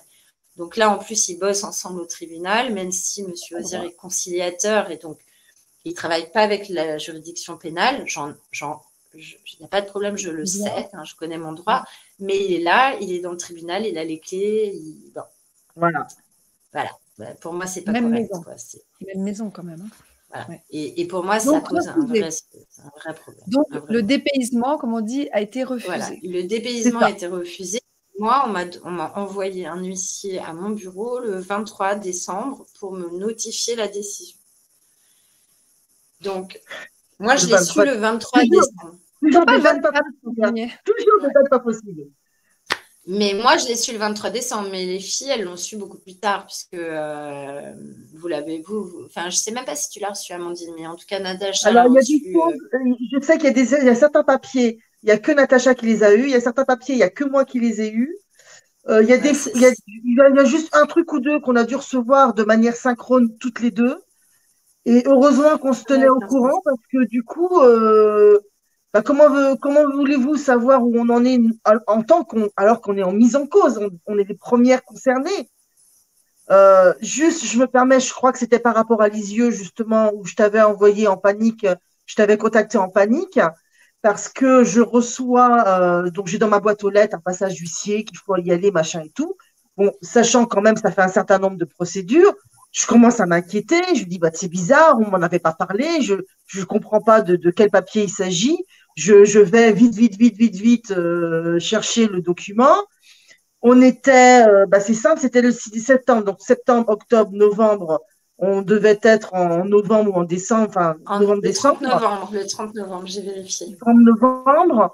Et donc, du coup, je sors de chez Lucie, évidemment, je regarde vite, tu vois, j'attends même pas de prendre le bus, je regarde le truc tout de suite. Et là, je vois 6 septembre. Il y a un petit problème là quand même. 30 novembre, hein. Ok, donc je vois le 6 septembre. 3 mois plus tard presque. Voilà. Et donc, je lis que j'ai 10 jours pour faire appel depuis le 6 septembre, alors que je suis signifiée le 30 novembre. Donc, j'ai appris le 30 novembre que je pouvais faire appel jusqu'au 16 septembre. Magnifique. Et je suis la seule à avoir eu le document. Pour autant que je sache, ce document-là n'a même pas été expédié à Natacha. Il me semble bien qu'elle ne l'a pas eu, qu'il n'y ait que moi qui l'ai eu, celui-là. Ah non, mais tout est comme ça. Donc, en fait, moi, j'ai une question ouais. débutante. Dans ce genre de cas où Amandine n'a manifestement pas l'occasion de faire appel dans les temps, puisqu'elle reçoit le courrier presque 3 mois plus tard, est-ce que ça ne rend pas caduque la procédure? Est-ce qu'il y a pas Si, alors il y a plusieurs éléments dans ce que dit Amandine. La première chose, c'est que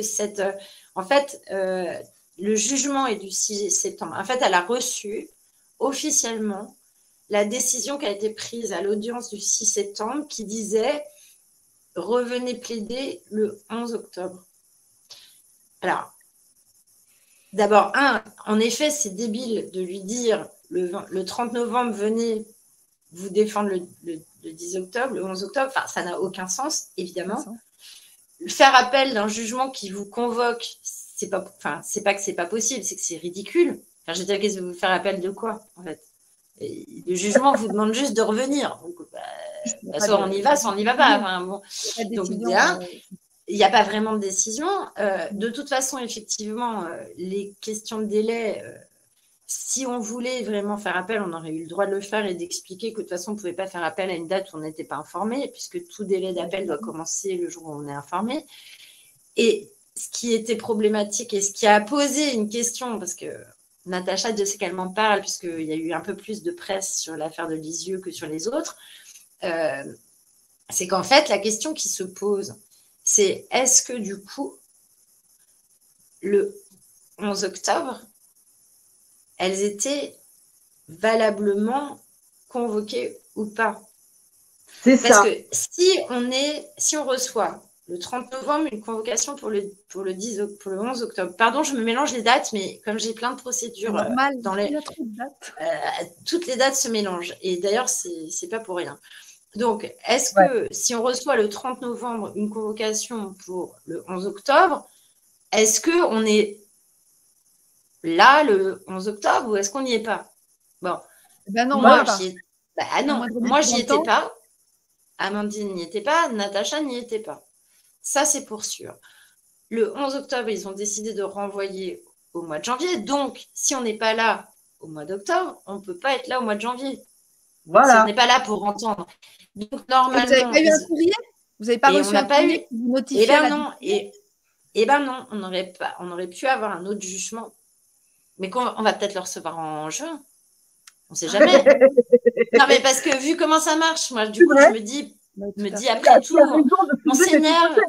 Je serais peut-être prévenue en juin qu'il fallait y être en janvier. C'est ça. Mais moi, en tout cas, ce que je sais, c'est qu'il m'a été dit que l'audience du mois de janvier était une audience relais et pas une audience de plaidoirie. Oui, ils ont menti. En plus, ils ont menti. Ils ont menti sur la procédure. Alors, ce qui est très gênant, c'est que moi, j'ai eu un coup de téléphone d'une journaliste la veille qui m'a dit, je crois que c'est Ouest France, je ne sais plus où, ouais, un truc comme ça, qui m'a dit, oui, mais alors demain, ça se tient ou pas l'audience? Et moi, j'ai dit, ça ne peut pas se tenir. Pourquoi ça ne peut pas se tenir? Parce que normalement, un tribunal, il a son agenda qui est rempli. Sinon, quand on y est le 5 avril, ils ne nous donnent pas une date en octobre. Je veux dire, quand on arrive la première audience, s'ils ont du temps, ils nous font plaider le 21 juin. Pourquoi ils vont nous renvoyer en octobre? Parce qu'en fait, leur agenda est tellement rempli que le premier travail que fait la greffière, c'est de chercher un trou dans son agenda rempli de partout. Et on sait que c'est rempli, parce qu'on l'entend dire partout, on a le temps de rien, les affaires qui finissent à 2h du mat, blablabla. Et de chercher une date où il y a 2 heures, parce qu'un dossier comme ça ne se plaide pas sur 5 minutes, il faut 2-3 heures, même peut-être une après-midi entière. C'est l'affaire Macron quand même si elle est très indirectement Macron. Je suppose qu'on peut prendre un peu de temps. Donc, le tribunal est en galère pour trouver une date. Donc, c'est pour ça que quand on y va au mois d'avril, ils nous disent « vous plaiderez qu'en octobre ». C'est ça la logique. Et après, ils remplissent les 3 mois, c'est plus facile parce que ça dure 5 minutes. Ils savent qu'en tout début d'affaire, d'audience, avant de prendre les gros dossiers de vol, machin, ils vont dire, bon, l'affaire Osière, là, c'est renvoyé à telle date, ça prend 5 minutes. Okay. Donc là, tu n'as pas besoin d'y être puisque normalement, c'est une formalité. Il n'y a rien à formalité, il n'y a rien à dire. Non. Donc, moi, quand elle m'appelle, elle me dit, est-ce que vous allez plaider, est-ce que cette affaire va se plaider demain? Je dis, mais c'est pas possible. Puisqu'on a été indiqué comme une audience relais, on doit être au tout début d'une audience qui est bondée jusqu'à 18-19 heures. Donc non, il leur faut 3 heures pour nous juger. Donc non, ils vont forcément nous donner une date plus confortable qui même peut-être sera très, très loin. C'est très possible. Lendemain, le lendemain matin, alors que j'assiste un client en garde à vue, dont je précise qu'il est dans la résistance, dont il est très... On peut dire le nom pas. Mais non, franchement, voilà, c'est un ami, on le connaît tous, il est très bien, il est un petit peu embêté aussi ces derniers temps, et il est certain que quand lui est en garde à vue, les gens au ministère de la Justice sont informés. C'est impossible qu'il soit en garde à vue sans qu'au moins le ministre de la Justice, ou en tout cas un de ses sous-fifres, soit informé. Donc, tu savais que tu n'étais pas disponible, si je résume. Ouais, il savait que je n'étais pas disponible. Et donc, le matin, à 9h, moi, je suis à ma garde à vue. Et à peu près à 9h10, 9h15, j'ai un coup de téléphone de mon correspondant qui me dit « Je viens d'avoir la présidente qui me demande de vous prévenir que vous plaidez à 13h. L'affaire Osière sera jugée à 13h. » Donc, c'est plus une audience relais, ça devient une audience réelle. Et tu le sais 4 heures avant. Et je le sais 4 heures alors qu'elle est à Paris. Voilà. À Lisieux. Donc, je me dis, écoutez, moi, de toute façon, je suis en garde à vue et donc, il n'est pas question de venir. Deuxièmement, vous m'avez dit et le tribunal m'a dit que c'était un relais, donc faites un relais et renvoyez-moi plus tard. Et il faut savoir, et c'est important parce que les gens peuvent dire, ouais, cette avocate, quand même, elle n'est pas sérieuse, elle ne va jamais aux audiences. Et c'est un peu ce que... Non, mais c'est important aussi de ne pas couvrir les nullités. C'est-à-dire qu'il y a un truc qu'il faut savoir en droit pénal. Si vous êtes convoqué à une mauvaise date, n'est-ce pas, Amandine? Si vous n'êtes pas convoqué à la bonne date et que vous y allez, eh ben, en fait, vous couvrez. Parce que si vous ne pouvez pas dire que vous ne savez pas si vous êtes là. Il faut être logique. Ah, ok, d'accord. Si votre avocat se pointe alors que vous n'êtes pas bien convoqué, c'est comme s'il reconnaît que vous avez été mal convoqué, mais que vous êtes assez malin pour venir quand même. On s'en fout du coup de la convocation, ça couvre. Vous voyez, c'est ça le... Et donc là, il y a un espèce de... Il y avait une balance à faire. De toute façon, je n'aurais pas pu venir. Honnêtement, ce n'était même pas que je ne voulais pas. C'est que de toute façon, j'étais en garde à vue. Et de toute façon, je n'avais pas le temps. Je veux dire, 9h du matin. Pas garde à vue. Pardon, oui, pas moi. Tu n'étais pas en garde à vue, toi, hein, tu étais là pour assister quelqu'un qui était en garde à vue. C'est bien. J'ai assisté quelqu'un qui était en garde à vue. C'est très important. J'ai tendance à souvent dire ça. Ça fait flipper tous mes amis. Je suis en garde à vue. Quoi non. Mais ce sont des habitudes de langage, c'est ta profession, donc je pense que c'est une façon de raccourcir le discours. Donc voilà, donc nous, je dis nous parce qu'en fait, il y a un autre avocat qui s'est aussi manifesté le matin de l'audience. Amandine, je te laisserai en parler. Mais en fait, nous, on s'est dit, là, il faut faire un bénéfice-risque. Hein. Est-ce qu'on va au risque de couvrir et est-ce qu'on n'y va pas au risque qu'il se passe effectivement une affaire sans nous? Nous, on a pris le parti de dire tout ça est très bizarre, tout ça n'est pas normal, tout ça n'est pas bien fait. On avait des raisons de penser qu'il y avait des erreurs de fait parce que justement, il y avait d'autres histoires en même temps qui laissaient penser que quand même tout ça s'était fait vite fait, mal fait. Donc, on a décidé de toute façon de ne pas y aller. Voilà, on a décidé de ne pas y aller. Et effectivement, ce jour-là, donc l'affaire s'est tenue. Les parties civiles, donc monsieur et madame Mosière, ont plaidé. Le parquet a requis une peine d'amende de 1 000 € à l'encontre d'Amandine et de Natacha. Et l'affaire a été mise, qu'on appelle en délibéré, c'est-à-dire qu'on attend la décision des juges, le 14 février 2023. Pour la Saint-Valentin. Voilà, tu commences à comprendre. C'est la journée de la femme, la Saint-Valentin, Noël, hein, voilà. C'est ça. Je ne sais pas si tu as d'autres questions sur cette partie-là, parce que ce serait intéressant que Maud puisse s'exprimer sur l'histoire des 3 jours de suite. Oui, je voulais y venir justement, les 3 jours de suite. Vas-y, explique-nous. 3 jours complètement éparpillés. Ouais. Alors, auxquels tu devais être à des endroits donc complètement. Voilà. Donc, en fait, concernant les mêmes personnes, Amandine, je suis autorisée à en parler, il n'y a pas de problème. Je peux parler de ta convocation à toi, du 9 janvier. Bon. C'est pas comment dire, le cœur de l'émission ce soir. Non, pas du tout. Que tu puisses, parce que en fait, si tu veux, c'est la partie coordonnée qui est révélatrice. Donc, on ne va pas rentrer dans le détail du truc. C'est le côté coordonné qui est révélateur. Donc, c'est pour ça que ça ne me gêne absolument pas que tu puisses en toucher 2 mots. Ça rentre dans le scénario. Voilà. Donc, moi, quand on s'est arrêté pour Noël, le 23 décembre 2022, ma rentrée judiciaire, c'était 9 janvier, j'aurais dû plaider pour Amandine à Angers. 10 janvier, j'aurais dû plaider pour Amandine et Natacha à Lisieux. 11 janvier, j'aurais dû plaider pour Amandine et Natacha à Paris.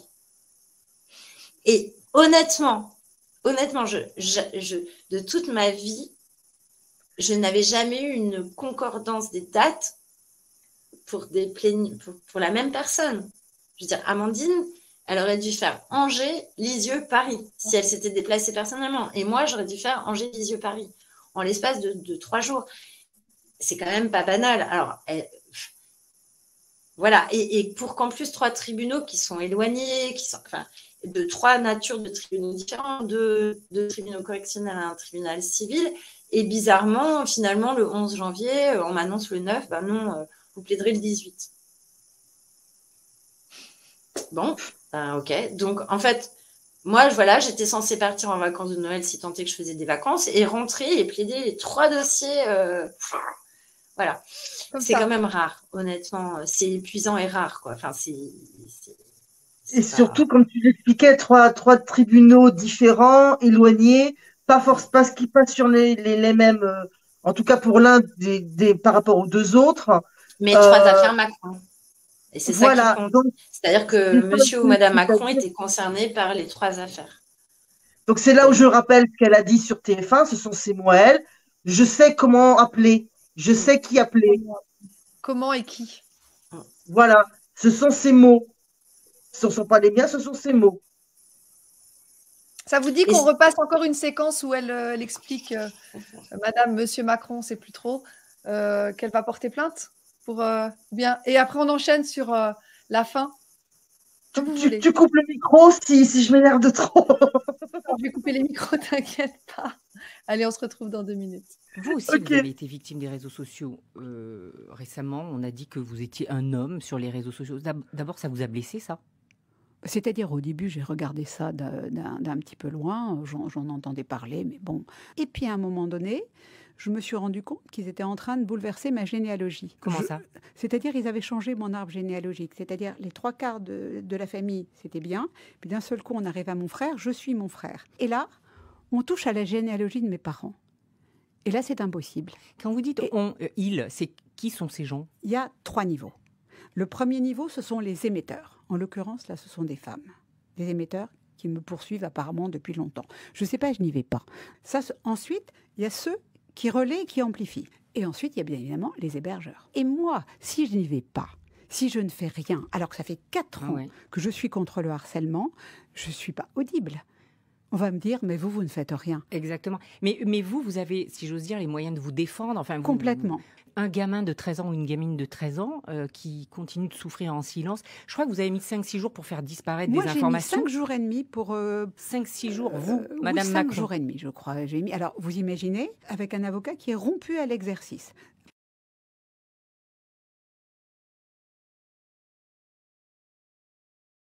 Voilà. Voilà, voilà, 5 jours et demi, c'est beaucoup. Elle répète les choses. Et puis le harcèlement, c'est important. Elle est vraiment... Heureusement qu'elle est là, Brigitte Macron. Hein. Oui, alors tu me permets une toute petite digression, mais c'est pour l'histoire. Parce que, voilà, je tiens à ce que ça reste. C'est Brigitte Macron en train de dire qu'à 13 ans, t'es un gamin. Eh oui. Brigitte Macron en train de dire qu'à 13 ans, t'es un gamin. Retenez bien ça. Je t'assure, les images que tu passes ce soir, garde-les précieusement. Précieusement, Chloé. Compte sur moi. À 13 ans, tu es un gamin, tu t'appelles Emmanuel. Voilà. Il y a des exceptions apparemment. Alors, on reprend les filles. On en était donc à Lisieux. La prochaine étape, c'est le procès normalement. Le 14 février, jour de la Saint-Valentin, donc dans quelques jours. On est quoi? On est le 9, dans 5 jours. Oui, le jugement, hein, pas le procès, le jugement, pardon. Parce qu'il y a eu plusieurs étapes, il y a eu plusieurs audiences déjà. Alors, c'est quoi pour... Amandine, donne-nous un petit peu ton feedback, parce que j'aimerais bien avoir ton sentiment, ton ressenti par rapport à tout ça. Mon ressenti, alors c'est marrant parce que tu as dit ressentiment avant de dire ressenti. C'est vrai. Je trouve le lapsus indirectement très révélateur. Je te remercie, tu l'as fait à ma place. Mais tu as beau essayer de garder un tant soit peu de distance, de maturité, parce que là, pour le coup, la maturité, elle n'est pas de leur côté. D'honnêteté, bah là, c'est pareil, hein, on a l'impression de faire un petit peu exception. Là, il faut que je pèse mes mots, tu vois, parce que ma franchise et ma spontanéité naturelle me porteraient à dire 2-3 trucs bien sentis, mais il ne faut pas. Non. Moi, ce que je regarde surtout, et c'est ce que j'essaye, c'est ce à quoi j'essaye de me tenir, c'est de constater l'état de droit. Et c'est pour ça que c'était important pour moi de laisser principalement la parole ce soir à Maude, parce que toi, tu as le nez dans les dossiers, c'est ton métier, tu as 25 ans d'expérience, donc tu peux comparer avec ce que tu connais d'autres et tu as les bons mots pour le dire. Mais moi, ce que je constate, c'est qu'on n'est plus un pays de droit, on est un pays de non-droit.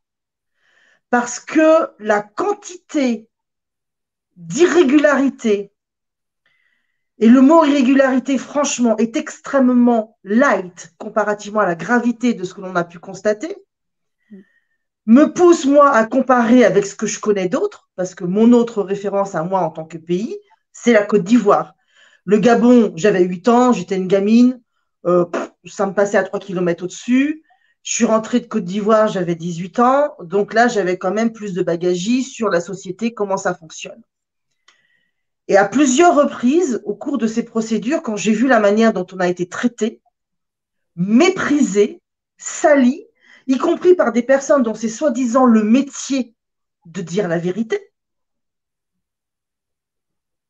petit clin d'œil vers les bacs chiches, parce que bon, ne pas maîtriser le sujet, c'est une chose, mais raconter délibérément des mensonges sur ordre, c'est une autre sorte de gravité. C'est que, en fait, à plusieurs reprises, je me suis dit, mais en Côte d'Ivoire, jamais ils auraient osé. L'histoire, Noël, la journée de la femme, la Saint-Valentin, mais on nous aurait jamais scénarisé entre 3 tribunaux qui n'ont rien à voir les uns avec les autres, de manière coordonnée, en Côte d'Ivoire. Mais jamais ils l'auraient fait. Parce que même dans des pays une certaine classe sociale française continue de regarder avec mépris comme étant des républiques bananières, et la gauche et la droite sont également fautives, donc c'est pas la peine d'en retirer des conclusions politiques. De toute façon, les deux sont mouillés en ce qui concerne l'Afrique, et surtout la Côte d'Ivoire. Le Mali, le Cameroun aussi, mais on n'est pas sur le sujet. Ce que j'essaye de dire, c'est que même dans les pays où la corruption court de manière assez ouverte, il y a des limites qu'on ne franchit pas.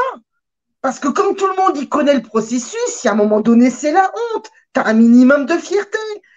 Tu continues de vivre dans le pays, tu continues de travailler dans le pays, donc il y a des limites que tu franchis pas, parce que tout le monde y va se foutre de ton machin. Tu vas être tellement la risée de tout le monde qu'après, tu peux plus bosser, tu peux plus te montrer dans les lieux. Donc même dans les pays où la corruption a vraiment porte ouverte, il y a des limites qu'on respecte, que je n'ai pas vu respecter dans la manière dont nous avons été traités, Natacha et moi. Et là, c'est du vécu. Je ne suis pas juriste. Je suis enfant d'expatrié. Donc là, je le dis avec mes mots simples, je le dis avec mon vécu, mais même en Côte d'Ivoire, on ne m'aurait jamais fait ça. Même en n'étant pas ivoirienne, en étant une expatriée en Côte d'Ivoire, mais jamais j'aurais été traitée de cette manière-là en Côte d'Ivoire. J'ai été traitée de cette manière-là dans mon pays, dont on n'arrête pas de se vanter qu'il est le pays des droits de l'homme. Parce que, indépendamment de ma propre situation, ça signale quand même des habitudes de fonctionnement qui sont au-delà du gravissime. Ça pose question. Je terminerai avec une nuance, parce qu'on a eu l'occasion d'en discuter un petit peu, même si je n'ai pas dit tout ça à Maud. Là, pour le coup, je l'exprime franchement. Les premières irrégularités que j'ai constatées comme ça, moi, je l'ai pris vraiment, mais très, très mal. Je l'ai pris à cœur. Je suis fière de mon pays, j'ai mon pays, mais indépendamment de ma propre personne, ça m'a ulcéré au-delà du possible de constater qu'il y avait ça en France, que c'était couvert, que c'était protégé, y compris par les médias. Eh oui. Donc, moi, j'ai super mal vécu. Et puis, on a eu ces discussions dernièrement avec Maud, et c'est là où ton expérience du droit et ton expertise professionnelle fait forcément la différence avec mon vécu et mes émotions. C'est que c'est vrai que toutes ces irrégularités-là, on en a forcément des preuves, puisque ce sont des papiers officiels, des notifications officielles, des audiences officielles. Donc, tout ça, on en a, comment dire, on a l'historique, on a un historique de preuves d'irrégularités graves dans les procédures qui ont été intentées contre nous. J'ai envie de vous dire, longue comme le bras, parce qu'au stade où on en est, en termes de gravité, je pense pouvoir dire longue comme le bras. Donc, finalement, nous sommes riches de ce qu'ils nous font subir, parce qu'à chaque fois, ça nous fait des preuves supplémentaires. Ouais. Donc, j'apporte cette nuance-là à mes émotions, mais franchement, moi, mon comparatif en termes de pays où j'ai vécu longtemps, c'est la Côte d'Ivoire. Je persiste et je signe, même en tant qu'expatriée blonde aux yeux bleus, blanche et tout ça, c'est-à-dire la caricature de l'expat en Afrique subsaharienne, mais jamais j'aurais été traitée en Côte d'Ivoire comme on s'est permis de me traiter en France. Mon pays. Voilà. Point. C'est très touchant. Je te remercie, Amandine, de nous confier ton émotion et ton ressenti, parce que je pense que je ne suis pas la seule à avoir été très, très touchée par ça. C'est ce qu'ils veulent, je pense, c'est te faire craquer, c'est vous faire craquer. C'est une guerre des nerfs, c'est une guerre médiatique, c'est une guerre de l'absurde. Je ne craquerai pas. Je lâche les émotions, mais je ne craquerai pas. Ça fait du bien de lâcher. C'est pour ça que c'est important de l'exprimer. C'est aussi important de vous l'exprimer. On est derrière toi, on est avec toi, Amandine, on est avec toi et Natacha, on vous soutient. Et vous êtes loin d'être seuls. On sera là tout au long du chemin. Et si il faut être là pour les audiences, vous nous prévenez, on relaye, on diffuse et il y aura du monde. Alors, si tu permets, j'aurais justement quelque chose à préciser de ce point de vue-là, parce qu'une des premières audiences qu'il y a eu, ils ont essayé de faire tout un foin dans leurs pseudo-médias, où tout le monde s'est inquiété pour Natacha et nous, aussi bien elle que moi, on était submergés de propositions pour aller au tribunal, pour nous soutenir au tribunal. Et justement, on avait vu ça, Maud, tu nous avais bien expliqué que c'était qu'une audience technique, et nous, on a passé notre temps à désamorcer, en disant, mais surtout, vous n'avez pas beaucoup d'argent, vous ne lancez pas dans les frais, c'est juste une audience technique, on n'a même pas besoin d'être là nous-mêmes, donc surtout, ne vous sentez pas obligés, etc. Parce qu'on a bien compris la manœuvre, c'est-à-dire que le fond de la manœuvre, c'était que nous, on soit dans un rôle victimaire, qu'il y ait des centaines de personnes qui viennent sur leur propre argent, alors que ce sont des gens qui n'ont pas beaucoup d'argent, par conviction, par soutien, et que ces gens constatent qu'en fait, c'était qu'une audience technique, et qu'on soit délégitimé, décrédibilisé, et qu'on passe limite pour des escrocs auprès de tout le monde, parce qu'on a osé faire des frais à des personnes qui n'avaient pas beaucoup, à des personnes qui n'ont pas beaucoup d'argent. Et on a passé notre temps à désamorcer, à dire aux personnes qui étaient un peu déçues, parce que c'était un élan du cœur, c'était un soutien sincère. On sera là, on vient, on apporte des caméras, on va relayer, etc. Et nous, on dit, ah non, non, surtout pas, surtout pas, surtout pas. Vous n'avez pas besoin de venir. C'est qu'une audience technique. C'est pas encore la plaidoirie. Surtout, ne vous lancez pas dans les frais. Parce que c'était ça, la manœuvre. C'est tous leurs faux médias de machin chose, là, qu'ils ont essayé de faire monter la mayonnaise pour effrayer les gens pour nous. C'était pour nous foutre dedans total. Ils voulaient nous foutre dans le caniveau. Parce que les manœuvres vont jusque-là. C'est pour ça que les médias qui mentent et qui nous méprisent, ils ont une part de responsabilité. Il ne faut pas oublier qu'ils ont une part de responsabilité. Tout à fait. Bah, ce que moi je trouve important, c'est qu'effectivement, d'une part, clairement, il y a une volonté de les user, Amandine et Natacha, financièrement, moralement. Quand on reçoit des actes d'huissier comme ça dans tous les sens, sans arrêt, qu'on ne comprend rien, des recommandés, en plus, c'est technique et c'est épuisant. Mais de l'autre côté, vous avez un phénomène qui est, je trouve, qui rajoute à un stress normal. Enfin, le stress d'une procédure, tout le monde a le stress d'une procédure. Là, elles ont le stress de 3 procédures. C'est énorme. Mais en plus, elles ont un autre stress par-dessus, c'est que, alors que n'importe quel journal sérieux est capable de faire un rapport sur une affaire sérieuse, c'est une affaire sérieuse quand même, de 2 choses une, soit c'est sérieux, soit ça l'est pas. Je veux dire, on ne peut pas dire que c'est l'affaire du siècle, comme pauvre Madame Macron, accusée, machin, et puis je sais pas quoi, et puis nous on est tous des méchants. On ne peut pas faire ça et en même temps raconter la moitié du quart, du centième de la vérité. C'est pas cohérent. Soit on en parle, soit on n'en parle pas. S'ils font un vrai rapport, si un journaliste de mainstream se met à expliquer vraiment ce qui se passe, n'importe quel lecteur, grand bourgeois ou petit bourgeois parisien, va dire qu'est-ce qu'elle fout, même Macron, elle est bizarre. C'est obligatoire. Donc, ils embourbent le truc et du coup, ils déplacent le sujet toujours et encore sur la crédibilité, la fiabilité, etc., la santé mentale des gens qui ont dit ceci, cela sur une émission YouTube que de toute façon, eux-mêmes n'ont pas vu. Enfin, je veux dire, clairement, personne n'a vu. Bon. Évidemment. Dans ce milieu. Donc, de toute façon, voilà. Donc, ce que moi, je trouve dommageable, c'est que ça va toujours effectivement dans le sens de l'usure. Là, cette fois-ci, l'usure de la réputation, l'usure aussi de la force intérieure, quoi. Enfin, moi, c'est ça qui me fait... Enfin, l'une comme l'autre, honnêtement, Natacha comme Amandine, elles ont des grands moments de ras-le-bol, mais c'est plus profond, en fait. On sent que ça scie une intériorité. C'est pas juste, c'est fatigant. Non, ça porte vraiment sur les nerfs, quoi. Et ça porte même sur la capacité à aller de l'avant sur d'autres trucs. Et ça, je trouve ça immonde, en fait. C'est humain vraiment. En même temps. Ce qu'ils font avec chacun de nous, C'est leur pratique, on l'a vu depuis le Covid, de nous anéantir moralement avec les médias, avec des procédures à répétition, avec des audiences, avec des justifications, avec des raisons absurdes de nous condamner ou de nous sanctionner ou de nous licencier, là je parle pour moi, pour qu'on pète les plombs, entre guillemets. C'est ça. C'est pour ça qu'on doit rester soudés. Le truc, c'est d'essayer de... Quand il y a un trop-plein, c'est de lâcher le trop-plein.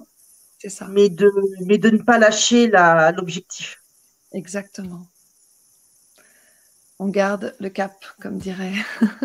Non, mais je pense que c'est pour ça que c'est important aussi que les gens qui te regardent, Chloé, qui te suivent et qui suivent Amandine, restent hyper en soutien. Parce qu'en fait, ce qui fait repartir la machine dans ces moments-là, c'est le fait de sentir qu'on n'est pas seul et qu'on est compris. Et que, allez, même si on avait fait un peu des maladresses, parce qu'elles ne sont pas avocates toutes les deux, elles n'ont pas pris de consultation afin de faire leur entretien, donc elles y sont allées de bon cœur et justement, totalement spontanément, totalement dans la bonne foi.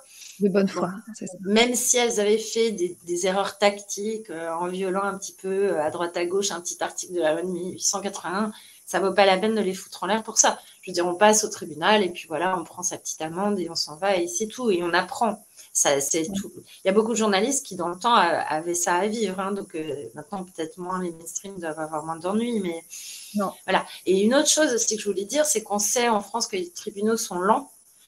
Et bizarrement, là, il y a une volonté d'aller vite. Ah oui. C'est quand même dégueulasse parce que vous avez les procureurs il y a quelques mois qui disent nous, les affaires d'il y a 2 ans, on les met à la poubelle, les messieurs, dames, les vols, les viols, les escroqueries. Désolé, mais on n'a pas le temps parce que la justice française est surbookée et elle est lente. Ce que je vis au quotidien, pour de vrai. Mais là, pour le coup, c'est 4e vitesse. Et l'avocat de Macron, là, cet été... en mois de septembre, il n'a pas arrêté d'écrire au tribunal, il faut fermer ce dossier, il faut plaider, il faut se dépêcher, machin. Moi, je ne répondais même pas parce que je me disais, mais en fait, tous mes dossiers normaux pour Madame Tartampion, ça met 18 mois. Qu'est-ce qui me casse les pieds? Ça fait pas 6 mois qu'il est ouvert son dossier. On a le temps quand même. Et lui, il veut que ça soit plaidé, il veut que ça aille vite. Donc, j'entends, mais non. Et là aussi, c'est un signe quand même d'une pression de la part de... Et c'est pas normal. Je veux dire, normalement, je suis désolée. Monsieur Macron, Madame Macron, ce sont des justiciables dans cette situation. Entendons-nous, ce sont dans cette situation des justiciables comme vous et moi. Pourquoi ont-ils des traitements de faveur? Pourquoi est-ce que ça va plus vite? Pourquoi est-ce qu'on fait... Voilà, moi, personnellement, je trouve pas ça adapté. Voilà, c'est pas adapté. Il n'y a pas de raison. Très bonne question. Il y a un 2 poids 2 mesures manifeste. Alors, si on résume juste les plaintes pour les personnes qui nous ont rejointes au milieu ou qui ont oublié, il y a 2 plaintes en diffamation pour pédophilie, accusation de pédophilie, détournement de mineurs en ce qui concerne Brigitte Macron. Aide-moi, Maud, pour Jean-Michel, il y a aussi l'histoire des falsifications des actes d'état civil, de jugement de divorce. Il y a l'action atteinte à la vie privée et violation du droit à l'image sur les opérations du nez de Brigitte, la réfection des dents. Et si on calculait le nombre de personnes en France chaque année qui ont une rhinoplastie, qui en sont super fiers et qui la mettent sur Instagram? C'est plutôt une fierté, je dirais. Il est réussi. Je ne me prononcerai pas sur le résultat. Bon, là, je digresse un peu. Sur l'exposition d'une adresse. Mais c'est bien aussi. Ouais, tout à fait. L'exposition d'une adresse, l'adresse de Jean-Michel Trogneux, qui est d'autre part publique et facile à trouver sur Internet. Le fait que il a été dit que Brigitte n'était pas la mère, mais bien le père, que les époux Osière, aient couvert l'affaire, l'un par le mariage, l'autre en disant que c'était... Attends, c'était quoi déjà avec Catherine? On a dit que c'était elle la maman. Bref, toutes des histoires périphériques qui sont des détails au vu de l'affaire principale qui est le changement de sexe de Jean-Michel Trogneux. Et ceci n'a jamais, le lapsus, n'a jamais été soulevé. Voilà, depuis combien? Depuis plus d'1 an de procédure. Voilà, C'est ça. Voilà, donc à vous Sachant de vous que faire ce ne serait pas ça le problème, mais ce serait ce que ça implique au niveau juridique derrière, au niveau constitutionnel, au niveau et au niveau simplement de l'identité, parce que à partir du moment où tu as un problème d'identité à ce niveau-là de la République, je suis désolée, ça pose d'autres soucis. Et encore une fois, comme tu le soulèves, c'est bien de le dire, c'est pas une histoire de transphobie ou d'accepter le fait que ce soit un trans ou pas. Ça relève du mensonge d'État, en fait, tout simplement. Oui, et même moi, je dirais au-delà de ça, c'est de l'information, en fait. En quoi le peuple français a le droit d'être informé de ça, point. Franchement, on n'a pas de jugement de valeur derrière ça. Hein, c'est juste... C'est juste, faut le dire, c'est tout. C'est tout. Et en plus, justement, ce qui devient problématique, c'est quand c'est pas dit. Donc, du coup, pourquoi c'est pas dit et c'est là où il y a un emballement, en fait, je pense. Parce que du coup, on va chercher, mais si on le cache, c'est qu'il y a une raison de le cacher. Et si on... Alors qu'en plus, on est dans une époque où on demande aux gens non seulement d'assumer et d'accepter, mais de le vivre de manière très soft. Donc, si c'est ce qu'on plaide d'ailleurs sur le fond, c'est un problème. C'est une question d'intérêt général, c'est tout. Ouais, et ça pourrait, d'ailleurs, il y a une ligne directrice qui rejoint les trois dossiers, c'est que si nous étions des vilaines méchantes qui faisions que mentir, en 5 minutes, ça aurait pu être réglé. Eh oui. Donc, on y est quand même depuis le 10 décembre 2021. Nous sommes en février 2023. On a dépassé les 5 minutes, là, quand même, je pense. Alors qu'il serait si simple de montrer celui qui est prétendument Jean-Michel Trogneux, de le faire, qu'on l'entende, qu'on puisse se faire une idée et qu'il décline son identité. Et puis, c'est terminé. En fait, c'est là où il joue contre eux. C'est même, au-delà de tout ce qu'on vient d'expliquer, il y a une forme d'imbécilité de fond. Alors, j'ai encore le droit d'avoir une opinion, permettez. Je ne suis pas encore au goulag, donc je vais me permettre d'avoir une opinion. Comment dire, il y a quand même une imbécilité de fond dans l'histoire quand on est sur une situation qui aurait pu être résolue en 5 minutes. Ils n'arrêtent pas de jouer les victimes alors que c'est eux qui entretiennent le problème, alors qu'en 5 minutes, ça aurait pu être réglé. Voilà. Point. Bon, je crois qu'on a donné assez d'informations pour que les personnes qui nous regardent, qu'elles soient éveillées ou pas, qu'elles soient journalistes ou pas, puissent se faire une idée, puissent avoir la matière nécessaire pour faire une vraie enquête et pour vraiment faire avancer cette affaire, parce que c'est vrai qu'elle n'a que trop duré. Je pense qu'il y a un livre en préparation ou un documentaire, quelque chose qui va se profiler si ça continue. Ils auraient intérêt à ce que tout s'arrête, je pense. Ah, mais c'est leur intérêt à eux. Voilà. Donc, c'est eux qui continuent. Hein. Effectivement. En effet. Un mot de la fin, mes chers, avant qu'on passe la chanson de Chloé, la chanteuse, Liberté, je crie ton nom. Je pensais mettre cette chanson en guise de générique de fin. Allez-y, mesdames. Je viens de parler, donc je te laisse la parole. Non, mais avec plaisir. Moi, je pense que ce qui est important, c'est que les gens sachent que, voilà, qu'on leur raconte pas mal de bêtises dans les mainstream et que là, c'est quand même facile de se rendre compte que là, pour le coup, on a vraiment une manipulation de l'information qui est importante et qui, effectivement, a un impact. Et donc, on peut prendre du recul en disant, mais si sur un truc aussi simple, ils racontent n'importe quoi, imaginez ce qu'ils peuvent faire sur des histoires beaucoup plus complexes. Et qu'effectivement, la stratégie aussi, elle est révélatrice de la manière dont on méprise les gens, parce que les gens, c'est nous, et on a le droit de savoir, donc ça serait normal qu'on soit respecté, avoir une information simple, par une manière simple, comme on dit, et puis venir nous chercher sur des points de détail, alors qu'on est sur un point central pour beaucoup de Français. Enfin, il y a ceux qui ont entendu parler de cette histoire, aimeraient juste savoir, en fait. C'est un homme, c'est une femme, qu'est-ce qui se passe ?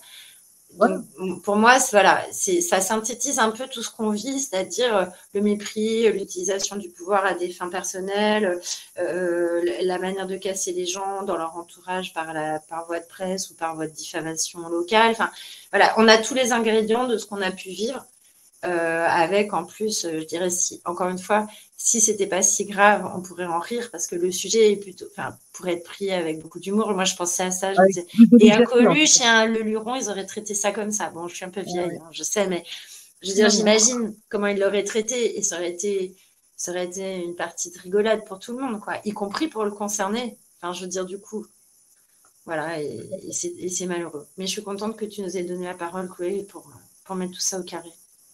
Merci à vous. Merci d'avoir été là. Amandine, je te laisse aussi donner ton mot de la fin. Et juste avant, j'aimerais saluer quand même Natacha, qui est dans l'histoire, évidemment, et qui probablement va nous regarder. Donc, un gros bisou à toi, Natacha. Et on te soutient également. Mais Amandine, voilà, on t'écoute pour ce mot de la fin. Alors, moi, j'ai envie de vous dire merci à toutes les deux.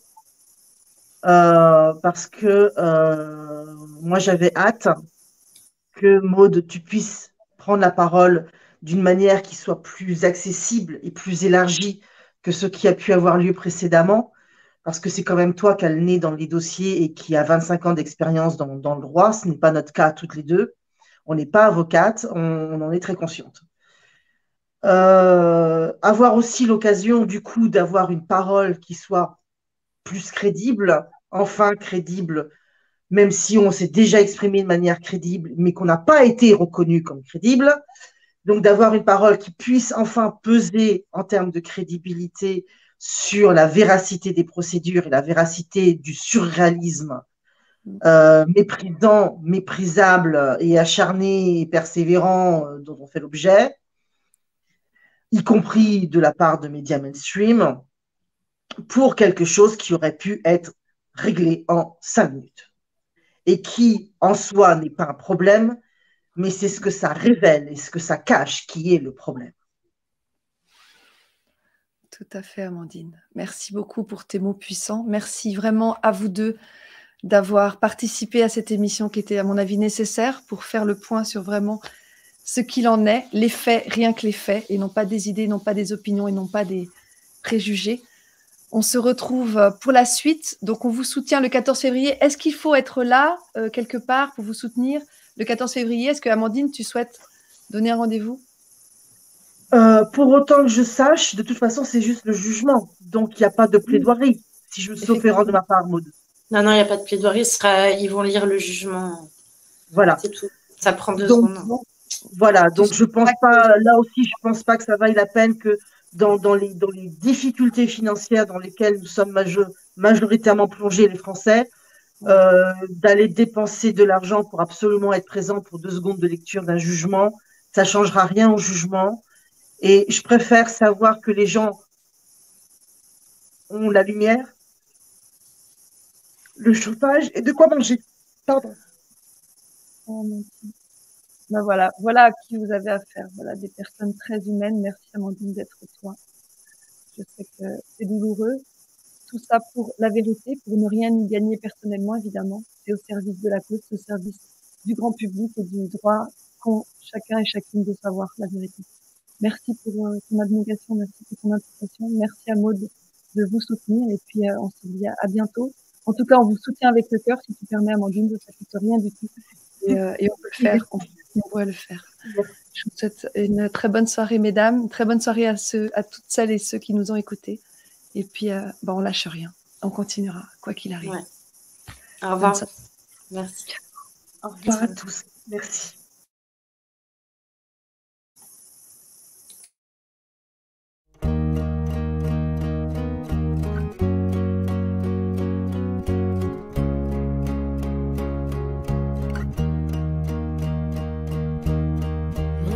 C'est notre pays, celui qu'ils veulent mettre en poussière.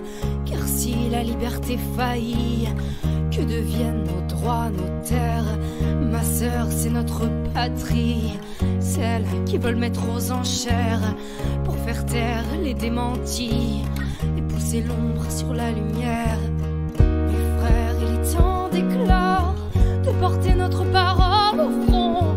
Ils sèment la peur et le désordre. Ils veulent la guerre et ils l'auront. Sur ces sentiers, miséricorde, qui peut approuver cette violence? Où sont passés les droits de l'homme, sur dans leurs bombes et leur démence? Liberté, révolution, qu'on soit 10 000 ou des millions, la force est dans la conviction.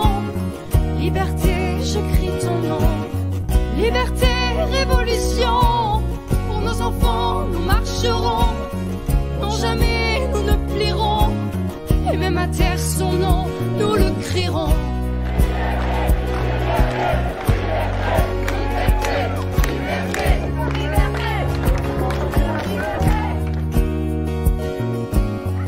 Ma sœur, c'est pas ma patrie, celle qui s'injecte d'ignorance, celle qui tue la démocratie et veut nous faire croire en sa bienveillance.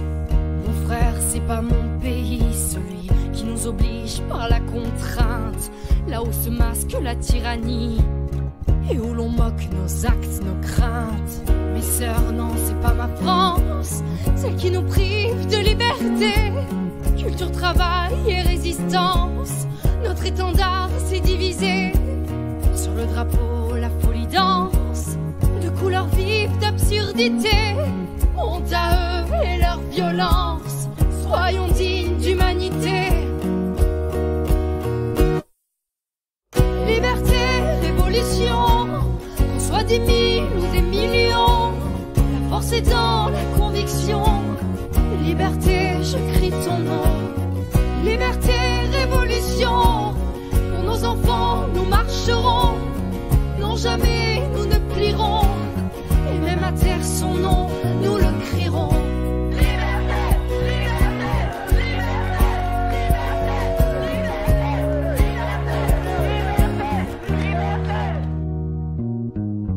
Pacifiste contre conformiste, démocratie contre tyrannie, libertaire contre tortionnaire, culture contre dictature, l'éthique contre politique, humanisme contre obscurantisme, connaissance contre obéissance, nous face à l'injustice. Liberté, révolution, soit 10 000 ou des millions, la force est dans la conviction. Liberté, je crie ton nom. Liberté, révolution, pour nos enfants nous marcherons. Non, jamais nous ne plierons, et même à terre son nom, nous le crierons.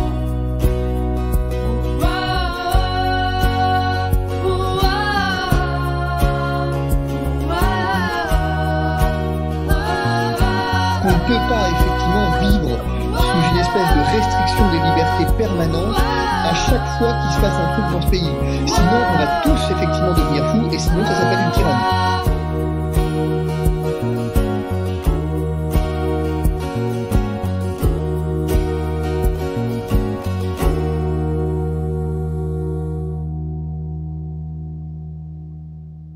Et je veux aussi être clair, je ne rendrai pas la vaccination obligatoire.